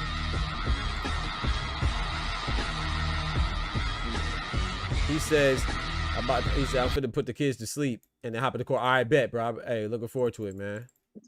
Oh, I'm sorry. I thought he said I'm gonna put us to sleep. Like when he comes to the court. Like I thought he was referring to us when he said kids. That'd have been crazy. Hey yo. Oh, I was man. getting ready to fire away, bro, or not. Yeah. And that's a good point what Tufo said. Tufo said we can't give him credit for going the distance with people and not give people credit for going the distance with Canelo. Yeah, I mean, people pick and choose, man. Like shots, bro. Yeah, I think people just like I like the Boachuk win. Like we were talking about it earlier with Virgil, man. Virgil, that was a good win for Boachuk. You know, it's controversial. You got dropped twice, but it was still a good win. And Madrimov was a good win. He only lost once to Crawford. But then we also say Madrimov got to show us more too. And then Boachuk, you know, he did get stopped by Brandon Adams, who he's having a rematch with. Is like, and Boachuk's never been a champion. I just don't know how much leash would we give somebody else if those are their wins. But I mean, I like the wins because I think 154 is hot. But you know, I don't know. A good analogy is Caleb Plant to Madrimov, because when Plant lost to Canelo and Benavidez back to back, I mean, I was one of the ones, and I'm pretty sure you guys also were saying, "Listen, ain't no shame in that." Now the Resendez one, since it's a different story, Yeah, but I'm Resendez just is talking bad. about the. It is, Yeah, but I'm just talking like one at that point in time when he went 0-2 against Canelo and Benavidez. I mean, come on, bro. Yeah, yeah, that's one of my favorite. That's one of my favorite fighters, Sweet Hand. So, yeah, I wasn't mad at those losses at all. So.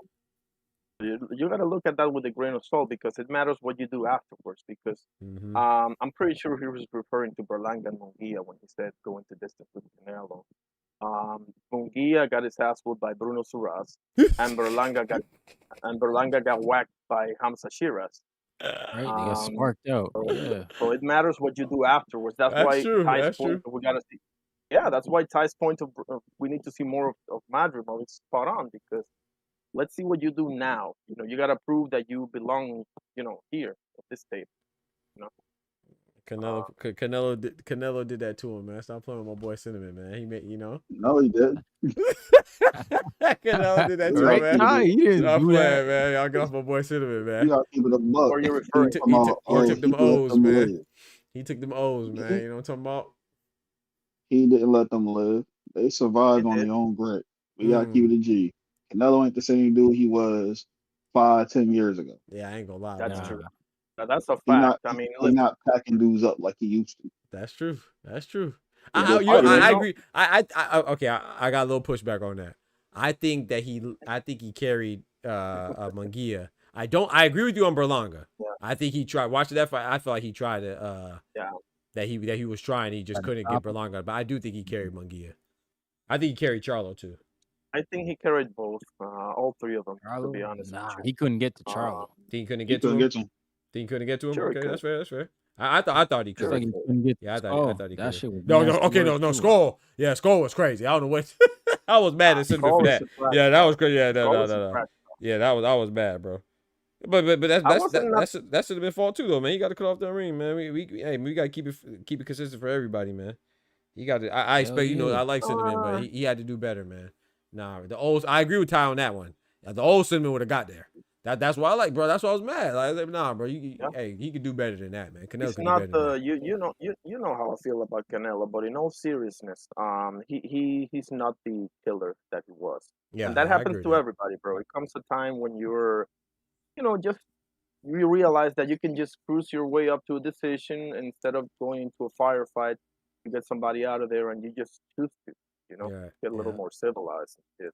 Yeah, I just think that's. I feel you. Yeah, you get that fire gone, fire quenches. But Average said Canelo with the upset win. Wait, who's the Canelo upset? Who he fighting? Bud's the upset win. What you mean? Yeah, but I mean, I guess the numbers are shifted though. I know it's getting closer. I saw that thing with like people predicting, like, didn't the AI predict like a split decision when I saw that on Twitter or something? Yeah, like that. Crawford by SD. Yeah, Crawford by I got Canelo, but I think I like I said, Canelo's one of my favorite fighters. I like Bud a lot. He's one of my favorites as well. I like Canelo a little more, but it's not a bias thing. Like, I'll be happy for Bud if he wins, and I'm happy for Canelo if he wins. May the best man win, man. They're both for sure. Both fantastic fighters, man. All-time greats right there. So, like I said, this is a battle of greatness, between greatness. It's not a battle for greatness. They're both already great. So, regardless of this fight. My palms are getting sweaty, bro. Hey, by the 10 minute, days, but man. What the you, freak? telling you. It seemed like it took forever, and now it seems like it was going fast. Yes. It's like what the heck? We're right there. Like what? Yeah, bro. What else we got? So obviously, Ryan is going for Billy, right? What? Going for Billy, right? Hell yeah. And Billy? Gotta stop Lester. Back him up. Stop him? Ooh. Hey, if he stops him, I got him Billy too. I'm leaning towards the Billy. If he stops him, hey. Yeah. That's that claim to the if he's, let's say that happens, Ryan. If either one of them stop him, if either one of them stop each other, like I said, that's a great fight. Right. If either one gets a stoppage, are they next in line for title or what? Should be, but that's the WBC, bro. You know how that goes. Oh, forget it. Forget what I said. Yeah, forget it. Hey, Mauricio Sulaiman's not going. That's true. Yeah, Tyson probably not. I did hear you say that. Probably not. Billy, maybe. Yeah. But Lester, no. Damn, that's a damn shame, bro. Even though a Lester knockout would be more impressive if that were to happen. Yeah, that's a great fight, man. Shout out to both of them, man. Yeah. Shout out to 2-4 in the building. What's good, brethren? Yo. Yes, how you doing? Y'all can hold on. This shit always. Oh, you tripping out. Mm-hmm. Yeah. It's the comment sections. The media is 50-50. On Budinello? Yeah, I think that's what average somewhere. 50-50? I don't know. I do feel like more. What do y'all think? I feel like I do feel like a lot of experts and trainers are. I will say I'm seeing more Crawford out of them, I think. But I'm seeing a lot like Abel Sanchez is emphatically going Canelo. I see like I saw that. Yeah, Joel Diaz got Canelo. You know, I see I'm seeing both. But I would say I probably see more going Bud, but I don't know if I could say it's a majority though. But I will say I feel like I've seen more, but I don't know if I've seen everything, you know. Mm-hmm. Gotcha. Nah. That's man, they need to. Fight, I don't know, man. A lot of people are doing it with emotion too. Like yes, that part, and that's why exactly a lot of just emotional fans talking about Bud gonna stop Canelo. I'm like, bro, you guys gonna lose money, bro. What if he stopped? That man not stopping no Canelo. What the hell? I'm not gonna that's say why that's Triple G land bro. flush, bro. And that man flush, bro. That Triple G like. I understand that, flush. But I'm not gonna say it's impossible, what? bro. I'm not gonna say it's impossible, bro. No, it's not. Well, I'm not gonna say impossible, but man, no, I don't bet. I'm with Ryan, man. I ain't gonna lie, but that's why I like savings, bro. Yeah, I don't think I don't see a stoppage, bro. Fight going the distance. Yeah, yeah, I don't see a stoppage for, especially not for. If I was a betting man, I'm betting for the distance, obviously, but I just think Bud can pull this shit off, bro. But I ain't gonna lie, bro. That'd be, bro. If Bud stops Canelo, dog, I ain't gonna lie, man. He might be under the GOAT, dog. Shit, yeah, he might be under the GOAT, bro. Bro, stop him. Like you said, we see Triple G hit him flush. He been in the ring with B-Vault, like nah, bro. Not saying B-Vault's a big puncher, but he's still 175. You know what I'm saying? Kovalev, but B-Vault's overwhelming. Yeah. Right. I got you. Right. Nah, bro. That'd be wild. I ain't saying all that, man. I'm sorry. I already summoned his anything is possible. His break that man's rib. That's crazy, bro. Hey, I love that KG line, average from when they won the chip, bro. I can hear it now, bro. Hell yeah. I appreciate that. Who knows what it'll do? I'm telling you. What you say, 2-4? I said Bud finna break that man's ribs. Oh boy. Yes, sir. He will. He ain't breaking ribs either. Hey, I was watching that man Jamal fight. I mean, he gotta commit. You You telling me he gonna commit to the body? Yeah. He But gonna get clipped. All right, Canelo gonna stand in the kitchen and you know what he gonna do back. Gonna take to give. you know how like a motherfucker to start bouncing on their feet, like to make sure their legs still under them when they get caught with a shot. Yeah. So Bud started doing that after Madrimov caught him in between one of them combinations. And then he let a couple of combinations go on Bud. And then he got the crowd going. Bud put that high guard down. He put that high guard up trying to walk that man down, but the bell had rough. I'm like, oh man, if he do that shit to Canelo. I'm telling you, bro. You're gonna be in trouble, man. But a fighter, bro. I think his heart's gonna get him in trouble. That's what I think. I don't know, we'll see. Yeah. He got a lot of heart, man. That's a good once upon a time, I would say that his heart might get him in trouble because I go back to the Gamboa and even to the Cavaliauskas fight, if you will. But to be honest with you, this Bud, as seasoned as he is and as mature as he is, bro, his boxing IQ, I don't think he's gonna make a mistake like that. That's a good point. It might happen, but I don't. Yeah, I agree. Yeah, you mess around and be too seasoned though. Fuck around and get cooked. All that season. I don't see him making mistakes like that. No, but I'm with you though. I get but you. I don't, you know. I'm with you. Nah, that makes sense though. Watch Canelo versus Ryder. Shout out to John Gorilla Ryder. I need to go back and watch that Madrimov fight. I'm glad that Tufo said that. I might go watch that tonight. I haven't watched that in a little while. I think I watched it I did watch it over again, but that was around the time it just happened and stuff. I do want to say something. I've been watching my mind. Go ahead, Average. My bad. Go ahead, Tufo. Yeah, I've been watching like a couple of motherfucking fights back and forth too. Especially that Lima shit. A lot of people be talking shit about Lima, but I don't think that's a bad fight. Man, that's not a bad fight, bro. The man undefeated. What, I mean, Lima? he only has one loss. Yeah, by decision to Aaron McKenna. And bro. And that was a close fight. Come on now. I watched that whole fight. I watched it. Come on now. With McKenna, that wasn't no bad fight. The fight that he lost, like that wasn't Aaron, like he Aaron got washed. McKenna versus Luis Lima. Yeah, bro. And it's so crazy. Okay. Like, I'm not saying that. Yes, I feel like you could look at it two ways. Like, you could look at it the obvious way that everybody else is looking at it, like the very superficial surface level. Like, oh, Virgil Ortiz is fighting Erickson Lubin and he's fighting, and Boots is fighting Luis Lima. Yeah, but this is not his debut, bro. Virgil Ortiz's debut, I keep telling you, was freaking Frederick Lawson and Thomas Delorme. Like, this is Boots' debut, bro. This is Luis Lima is better than Frederick Lawson and Thomas Delorme combined. What are we talking about? Yeah, Boots could fight them two at the same time. Nice. It's just, when people say, when Boots is saying he can beat Terrence Crawford, but he's not doing Terrence Crawford shit. Okay. Oh, man. That's true. When Terrence Crawford went up to a new division debut for the champ. Boots is one of those dudes that just got just this ungodly amount of hate, bro, that anything he does is going to be viewed with a freaking magnifying glass, bro. Kind of like a Shakur type or what's the name? Nah, that's not true. Just got what?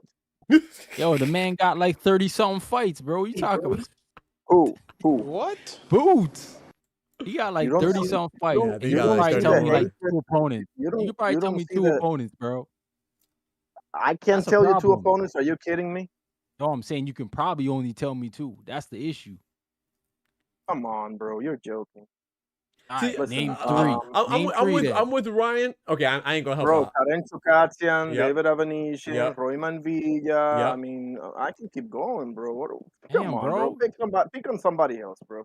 Yeah, I would say I'm not the right one for this. All right. Of all those guys you name, which one of them got a belt or had a belt? That's not the point, bro. See how you're changing the subject, bro? That's not the point here. Okay. If you 34-0 and got he beat Lipinets. Okay, he got one. Sergey Lipinets and Stanionis. Stanionis, yeah, I was about to say about this Stanionis. 34-0, 30 knockouts, and you got two former champs.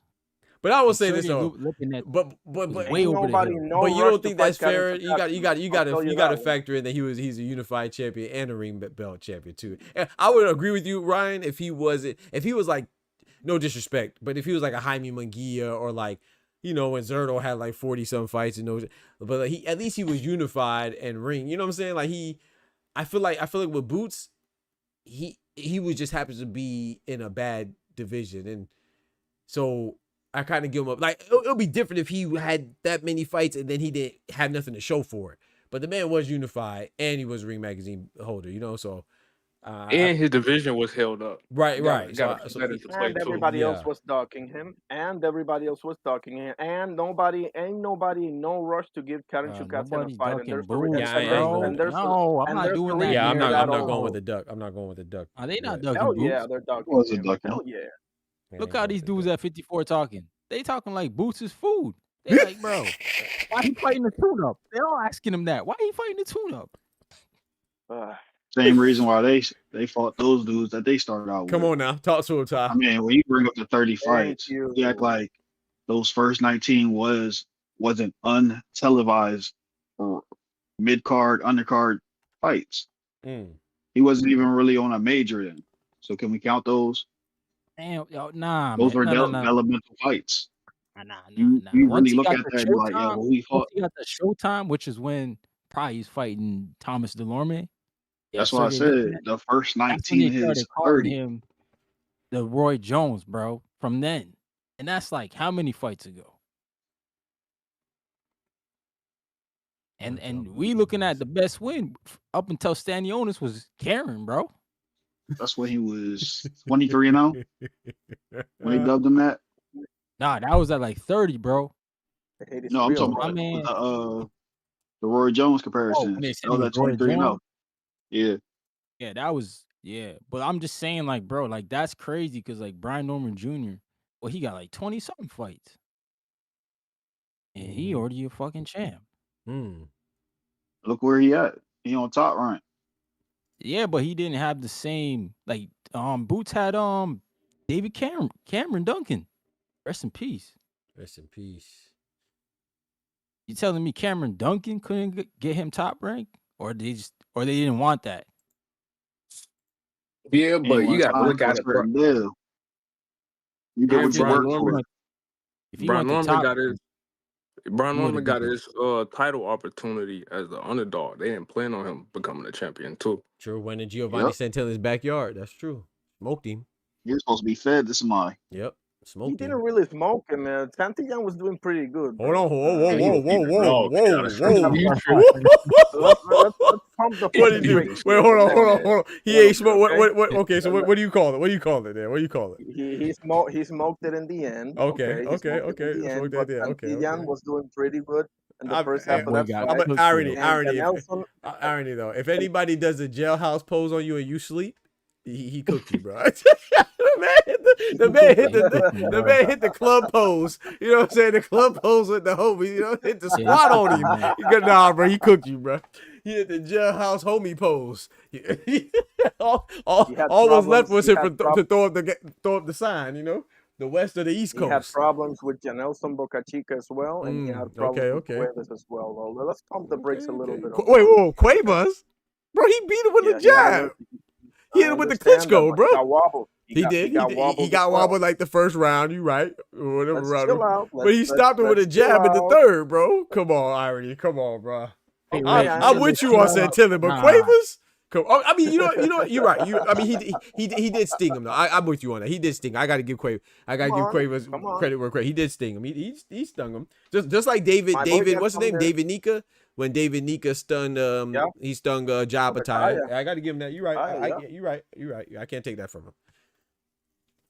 I give you that. People talking about B. Norman as if it's like Mike Tyson and people. Let's pump the fucking brakes here, fellas. Bro, he made somebody forget their memory for the last 6 weeks, bro. What you talking about, bro? He's about to still earn his way to his position, though. He ain't no heavyweight. But he is fighting. Yo, look at Brian Norman Jr. Who he fighting next, bro? Like, come on. Yo, shout out to George the Last Patriot, dropping that bread, that cheese, that butter. He said Keith Thurman is getting smoked. Yeah, I don't know about smoked. I got Fundora. Why you ain't read the parentheses? Once upon I didn't peep that. Thank you. Bro, sometimes I be skipping over stuff, bro. I accident. Keith, once upon a time, Thurman. Thank you, bro. Thurman's getting smoked. I don't know if he getting smoked, but I do have Fundora, George. Shout out to you, bro. Thank you, man. I'm with you. I have Fundora. I don't know if he's getting smoked though. I think Thurman might give us Keith one more time, Thurman. God, I hope it does. Yeah, but I Even got though I'm Fundora, probably though. wrong. I'm gonna openly say that I'm probably wrong on this one. I just don't like the giraffe, man. So I'm going with Thurman. That ponytail not there. Uh-oh. Yeah. Uh-oh. Like Goku, It ain't happening. Uh-oh. like That's Goku when he good. cut off the tail. Facts. That was good. Go That was good. good. Facts. That was real good. Nah, Keith Thurman been Washed. Washed? Washed. Ooh. Coach just Oh, been yeah. out of activity. Not I gonna would say lie. washed. Yeah. Nah, he washed. That's Sunday laundry. Yeah, for sure. That's just wishful thinking on my part. I'll admit that. Come on, man. Y'all wasn't impressed by the Brock Jarvis win, bro? In Australia? He No. said Tim Tszyu was scared, Not bro. really, bro. Not We were really. not. What? I don't know. We wasn't impressed when he broke Barrios' nose, which was broke for the 11th time. I'm telling you, yeah, my boy Barrios, man. Salute to I like Barrios. But that gosh dang bridge, man. That nose be going crazy. I'm surprised Tio shit ain't been broke yet. It has. Oh, it has? Yeah. Oh, yeah. What fight? Nakatani broke the bridge of his shit. Ah, okay. Oh, my So you like tall guys. Yeah. Mm-hmm. I know what you're saying. The guy that stopped Felix Lefebvre. Yeah. Yes, sir, man. Oh, I know. I got one more topic, man. I'm about to go ahead and call it. Take my dog outside. I have a question, Ryan. I want to hear your opinion on this. What you think about what Shakur said about Keyshawn? You think people blowing out of proportion, or you think it's fair criticism? In regards to the I'm a fight drop the belt? Yeah. Yeah, Fight that Tio, sounded drop the weird, belt. bro. You think so? That sounded weird. Hell yeah. I ain't have a If problem we with it. competing, we in an individual sport. This ain't no I'm gonna come and help my man win a chip. Nah, bro, it's boxing. What the fuck? Did you see the You whole got video one. though? Come on now, Ty. Just Talk can't- to him, Ty. Nah, I don't care, bro. They Call of Duty buddies anyway. That's the way I look at them. Like, and then you say something like that, you just confirm it, dog. Like, what do you mean? I will say this though, in my opinion, right? Like I said, it may not change your opinion, but the way I see it is that, and I did watch the whole interview because I don't like to see clips and then try to, miss out anything just in case I'm missing any context. But he said the gentleman on there was asking him, was getting ready to ask him if he would fight Keyshawn because Keyshawn left 135. So he said, I know what you're about to ask me. If I fight Teofimo, would I fight Keyshawn after? The dude was like, yeah. He's like, no, I'm not staying at 140. I'm not campaigning at 140. I'm gonna drop the belt, and that's Keyshawn's belt. He wasn't saying it like, well, let me say this. I didn't receive it as him saying, oh, I'm trying to set up Keyshawn. I received it as him saying, I'm about to fight Teofimo because this is a big fight, but I don't plan on staying at 140, a la Gervonta Tank Davis or a la Canelo when he went to 175 and went back down, or whoever else you want to think in the history of boxing. That's how I see. I just saw him saying, oh, I'm gonna get a big fight. I'm gonna go back down to my home division, if you will. And you're just saying like that's Keyshawn's business to go get that belt. I didn't see it as him saying like, oh yeah, I'm gonna knock Tio off this belt and then I'm gonna free it up for Keyshawn to get an easy vacant belt fight. I feel like a lot of people interpret it like that, but I don't know. I just don't know why he wouldn't campaign at 40. It's a better division. Also, you think he should? I ain't gonna lie. I thought he would be at 140 by 120. I mean, by 2026. I still think so. I mean, by the end of 2026, I think he's gonna go 40. Me too. Fighting Floyd Schofield and Merlin Tyler, and you're not fighting Abdullah Mason if you get the belt. I mean, yeah. You don't think Shakur will fight Abdullah? 40. You don't think Shakur will fight Abdullah? Nah. Not yet. I mean, he can, bro. But I mean, if Abdullah beat him, boy, you know what they're gonna say? They're gonna get like Shakur gonna go crazy on Twitter. The way they're gonna come at him. That's not a loss that you can afford to take if you're Shakur. Oh man, you're gonna be demoted, man. Oh man. I think Abdullah's that guy too. I ain't gonna lie. I think Abdullah. That's what I'm saying. Me too. I don't know if he'll be. I'm not saying he'll be Shakur or take anybody right now, but I think that boy. I think he beats Raymond right now. I think he beats Raymond right now. Yes. I agree with that. I agree with that. And Andy Cruz the same thing. I don't know Andy about Cruz, all the same that. thing. Yeah. Like Abdullah will beat Andy Cruz, or Andy Cruz will beat Raymond Murataya. They're saying they both would beat Murataya. Murataya. No. Okay. I'm referring to They both Murataya. beat I'm not Murataya, high yeah. on Raymond Murataya. Ah, I'm Okay, I'm that's what not. you're saying. Yeah, I like Murataya, but yeah, I don't think he beats either one of those two. I agree with that. I would like to see it though, but I fought. But Keyshawn, ain't he retired? Right, exactly. Talking about he enjoying retirement or retirement so peaceful or something like that. Yeah, you saw it. Yeah. He not retired. He ain't submit no paperwork. Right. That nigga no mama. Right. They all pump faking with it, man. That's what they That all. nigga just Taking petitioned some the time. It's just WBO. taking some Exactly. time He to just get petitioned better WBO to back. be #1. Exactly. Tufo talking about retirement peaceful.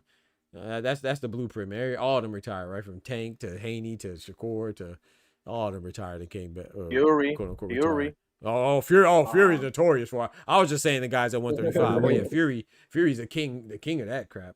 The king of the pump fake. Rematch? Oh, I'm retiring. Right. Rematch? Right. I'm not doing that. Yeah, facts. Yeah. The Gypsy King of retirement. I bet him fair and square. I'm the lineal Mm-hmm. champion lineal. You know the line. Right. He said, Barrios seems like an all right guy, but fighting ability wise, he's trash. Struggling with the 46-year-old Manny who was retired 4 years, struggling with the kickboxer. Yeah, that ample exhibition. I like Barrios though, man. Shout out to Barrios, man. I'm not saying he's the best, but I like his fights, man. I'm always excited to see a Barrios fight. For sure. I wish he would have. I feel like he could have gave more against Pacquiao too, but yeah, that was not a good look. That old man. He respected that old man way too much. Agreed. Way too much glove touching and way too much kumbaya going on. He was smiling at that bitch too. Facts. Yeah. I mean, happy as hell to be in that ring. Mm-hmm. Y'all think that that's understandable though or nah? What? It is to a point. Yeah, I agree. Like him taking it easy on. I ain't gonna say I don't want to disrespect Pacquiao either, but like him, like you said, showing too much respect. I mean, obviously we want to say no, but nah, bro. Nah. I mean, yes and no. I knew Ryan was gonna say that. Pick him up, bro. Pick him up. Get him at boxing, yo. I'll say yes and no. I'll say yes and no because I didn't want to see Manny get seriously hurt. So on that note, I'll say yes. But in all actuality, it is wrong, bro. It is. You like Mike Tyson, bro? Mike Tyson was hurting everybody. Bro, forget about Mike Tyson. What's your problem with Mike Tyson? You got Mike Tyson derangement syndrome, bro. Seriously, I'm worried about you. But look what Shaw said. She said he told y'all that's his idol. Yeah, even his woman, his woman was like Pacquiao's my idol, like or her favorite fighter. So I feel Ryan. I understand. I know Ty feels the same way as Ryan, packing him up, but I'm not sure everybody could get like okay, put like this. I know Bud could do that. You know what I'm saying? Some of them have that cold blood. I'm not sure. Like I could kind of understand that Barrios couldn't get there. You know what I'm saying? I'm not saying it's right. But now you're getting to where my take is. I feel like he just ain't have it in him to get him out there. Yeah. Physically or mentally. Yeah. Not a killer. Yeah, not a killer. Right. I don't know if he has that killer in him, you know. It's like that could have did so much for his career, bro. Yeah. Oh man. I'm telling you. But he looked suspect as hell against Abel Ramos too. Yeah, he did. Yes, he did. On the first two did. rounds of that fight, he looked like he was gonna just take his head off his shoulders. The first four, the first four, he looked so good. Right, the first four. Yeah, I stand corrected. And then he just slowed down. I think something was wrong with either his shoulder or his hand or whatever. Yeah, I thought it was something in his eye or something. But yeah, you're right. Could have been shoulder or hand. He literally let the dude back in the fight. Literally. Yep. Yeah. Mm-hmm. Well, what Jesus say, Ty? That should be Tio. He said, nah, Boots. Nah, you ain't said it to me, man. You said it to my uncle. You said it to Abel Ramos. Yeah, he said the wrong Ramos, bro. I was crying, bro. I was crying. Man said, nah, bro, that's my uncle, bro. That's just hilarious, man. Eddie said, nah, bro, we said it to both. Stop playing. That's wild, man. Mm-hmm. That is wild. That's what I'm saying. Like Eddie Hearn, he make Boots look so bad, bro. I'm telling you, man. You, man. Yes. Like, how you gonna talk about fighting Rashidi, bringing up a 47-pounder? Talking about fighting Dev Dollars, bringing up another 47-pounder. I'm telling you, leave them guys where they at. He's keeping him the hell away from Conor Benn. Is what he's doing. Conor Benn? No, we need. Like, I don't even know what the hype is with Conor Benn. He never beat nobody. Yeah, exactly. Shout out to the UK, bro. Bro, UK. All he's got is the last name. They All he's support their got is the guy last so name. much. Yep. We think he's nice. Yeah. I feel like Boots is the low hanging fruit at this point. It's easy to, you know, nitpick at him or throw him under the bus. I agree. Yeah. Because when it comes to, oh, that was my Tio, bro.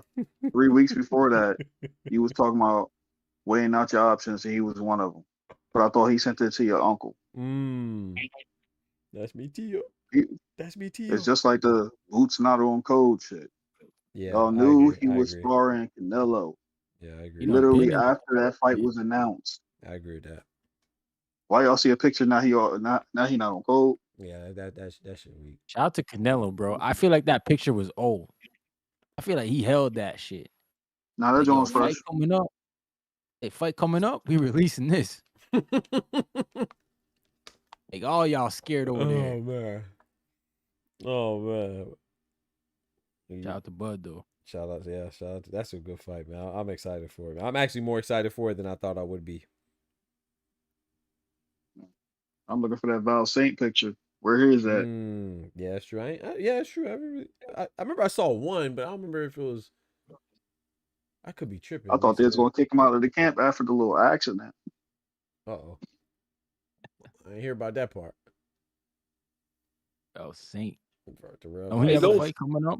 He getting some good work in. I'll tell you that. Shout out to him. And Yo Diablo, man. What he's at Yoli Hernandez at what? 160, right? Middleweight? Yes. He get some good work too. He's really good. I really like him. I like Iglesias a little bit more, but Joanne leads the truth as well. Yeah. Iglesias like Osley's at 168 though. No, I'm just saying for just in general. Okay, my fault. Oh, at Cuba. Yeah. Okay, I got you. As far as Cuban fights, okay, I got you. My bad. Yeah. My bad. Fellas, man, I'm about to go ahead and call it, man. I appreciate y'all. All right, Shout out to Ryan. Appreciate shout out to you, brother. Twofold Irony. Appreciate you, brother. And I appreciate y'all, Anybody man. For rapping real. in the back? Yeah, I'm just about to slide. I might join back. I gotta go outside and take my dog out and stuff like that. But I might join back up. Shoot. All right. Yeah, all right, bro. Good stuff. Yes, sir. You know, 2-4 gone. What says I saw one too. Yeah, I thought I saw one too. He running. Am I tripping? I could be tripping. I could have sworn I saw one with but I will say the one I saw. Let me know if you saw this too. If you have this in your mind, I thought I saw one with Val Saint and Canelo, just those two. I could have sworn I did. I could be tripping though. I could be tripping. Shout out to George the Last Patriot dropping that bread, that cheese, that butter.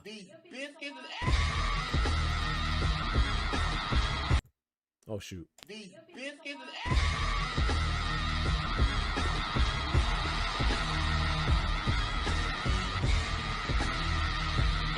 My bad. I accidentally clicked it off. I double clicked it. He says, let me see what my guy says, man. Shout out to my guy George, man. Showing me some love with the blue hue with the graffiti on the chat walls. He says it was disrespectful to take it easy on Pat, man. I agree with that too. It's disrespectful, but I don't know if you saw, George. I dropped a video on it when I spoke with Bob Santos. Come on, man. Hey, your boy be doing his thing now. When I was interviewing Mario Barrios' trainer, Bob Santos, I asked him about that. I said, man, did you say anything to Mario Barrios about seeming like he was taking it easy, like showing Pacquiao a bit too much respect during their fight? You know, and I said it seemed like he was allowing Pacquiao to ref and fight the fight. And he gave me a solid answer, man. Hey, shout out to the dope trainer Bob Santos. Yeah, man. I actually asked him that, man. Yes, sir, man. So yeah, hell yeah. Yes, sir. I try. I want to get more conversations with some more fighters and stuff like that, and trainers and stuff like that, which we will in the future, good Lord willing. So I'm gonna try to get out there a little more, and I'm trying to reach out to a little bit more people as well. But I don't know, man. We just get the hustle off the muscle, so I'll just be trying to work it on my own. But you got to put yourself out there more too. So, but yeah, man. So I'm gonna go ahead and slide, man. Appreciate y'all. Appreciate the conversation. Appreciate that all the time. And don't forget to smack that like button if you haven't done so already. If you have not, shame on you. Appreciate the panel coming through, man. Shout out to my brother, Ryan Fraser, Boxer Talk Up North. Go check him out. Shout out to my brother, Irony, you know what I'm saying? My Boricua brethren. Shout out to, I'm talking about mi hermano Ty, Bodega Ty, a.k.a. Ty ain't gonna eat no IHOP, you know what I'm saying? Sapase, Nabule. You know what I'm saying? Shout out to my Haitian brother Ty, Haitian Dominican brother Ty. Shout out to Tufo, man, my American brethren, man. What up, folk? Shout out to Tufo, man. That's my guy right there, man. Did I miss anybody? I got Ryan, Ty, Tufo, Irony. I think that's everybody that joined, man. So shout out to everybody pulling up. Let's go ahead and do a rundown of the love that we got today, man. Shout out to Tufo with the renewal of the membership for the big 5 months at the Boxing Talk graduate level. Shout out to Tufo for the $2. Shout out to George Last Patron for the $2. Shout out to George Last Patron for the $2 more, man. Shout out to y'all for the love. I appreciate it. Queen Shawa in the building. Go check out her channel, man. Dope channel. Please check her out. You know what I'm saying? I don't recommend many channels, but when I do, I don't let you down. Shout out to Just Do as well, done the dope channel. Ryan Frazier, Boxing Talk up north, man. Big North. We call him Big North around here. Another dope channel, man. Check all of them out, man. And yeah, I appreciate y'all rocking. I should be back on tomorrow, good Lord willing. I do have some family in town, my niece, so I might be spending some time with her and stuff like that. So we'll see how that goes. But I should find some time to be on tomorrow. If not, I'll catch you Friday for sure, good Lord willing. No, tomorrow is the I'll definitely be on tomorrow. I don't think we're gonna, I don't know. I know we're supposed to go out to do something, but hopefully it's not at night because I want to see the Austin Iglesias fight, man. Hopefully we get to watch that, man. Might have some people pull up from the Boxing Talk family and call that fight. I forgot about that. That's tomorrow. Shout out to Big North and let me know, Ryan Frazier. So we should be back on tomorrow for sure. Don't forget to check out the videos, like those things and all that good stuff at Bon. Subscribe to the channel if you haven't done so already. Smash that bell as well so you get notified when we drop another YouTube video banger. And like this video, but most importantly, remember, with God, we can do anything. Without God, we're nothing. The doctor's out. Peace. I appreciate the support, man. Tell somebody that you love them before you go to sleep. You know what I'm saying? Do your thing, man. And give all praise to Jah. God bless y'all. From the hood to college, both worlds they had to meet. 6 degrees between us, so cold, we're about to freeze. But we're Florida boys, hot takes, we bring the heat. We're moving the culture, the engineers to the streets.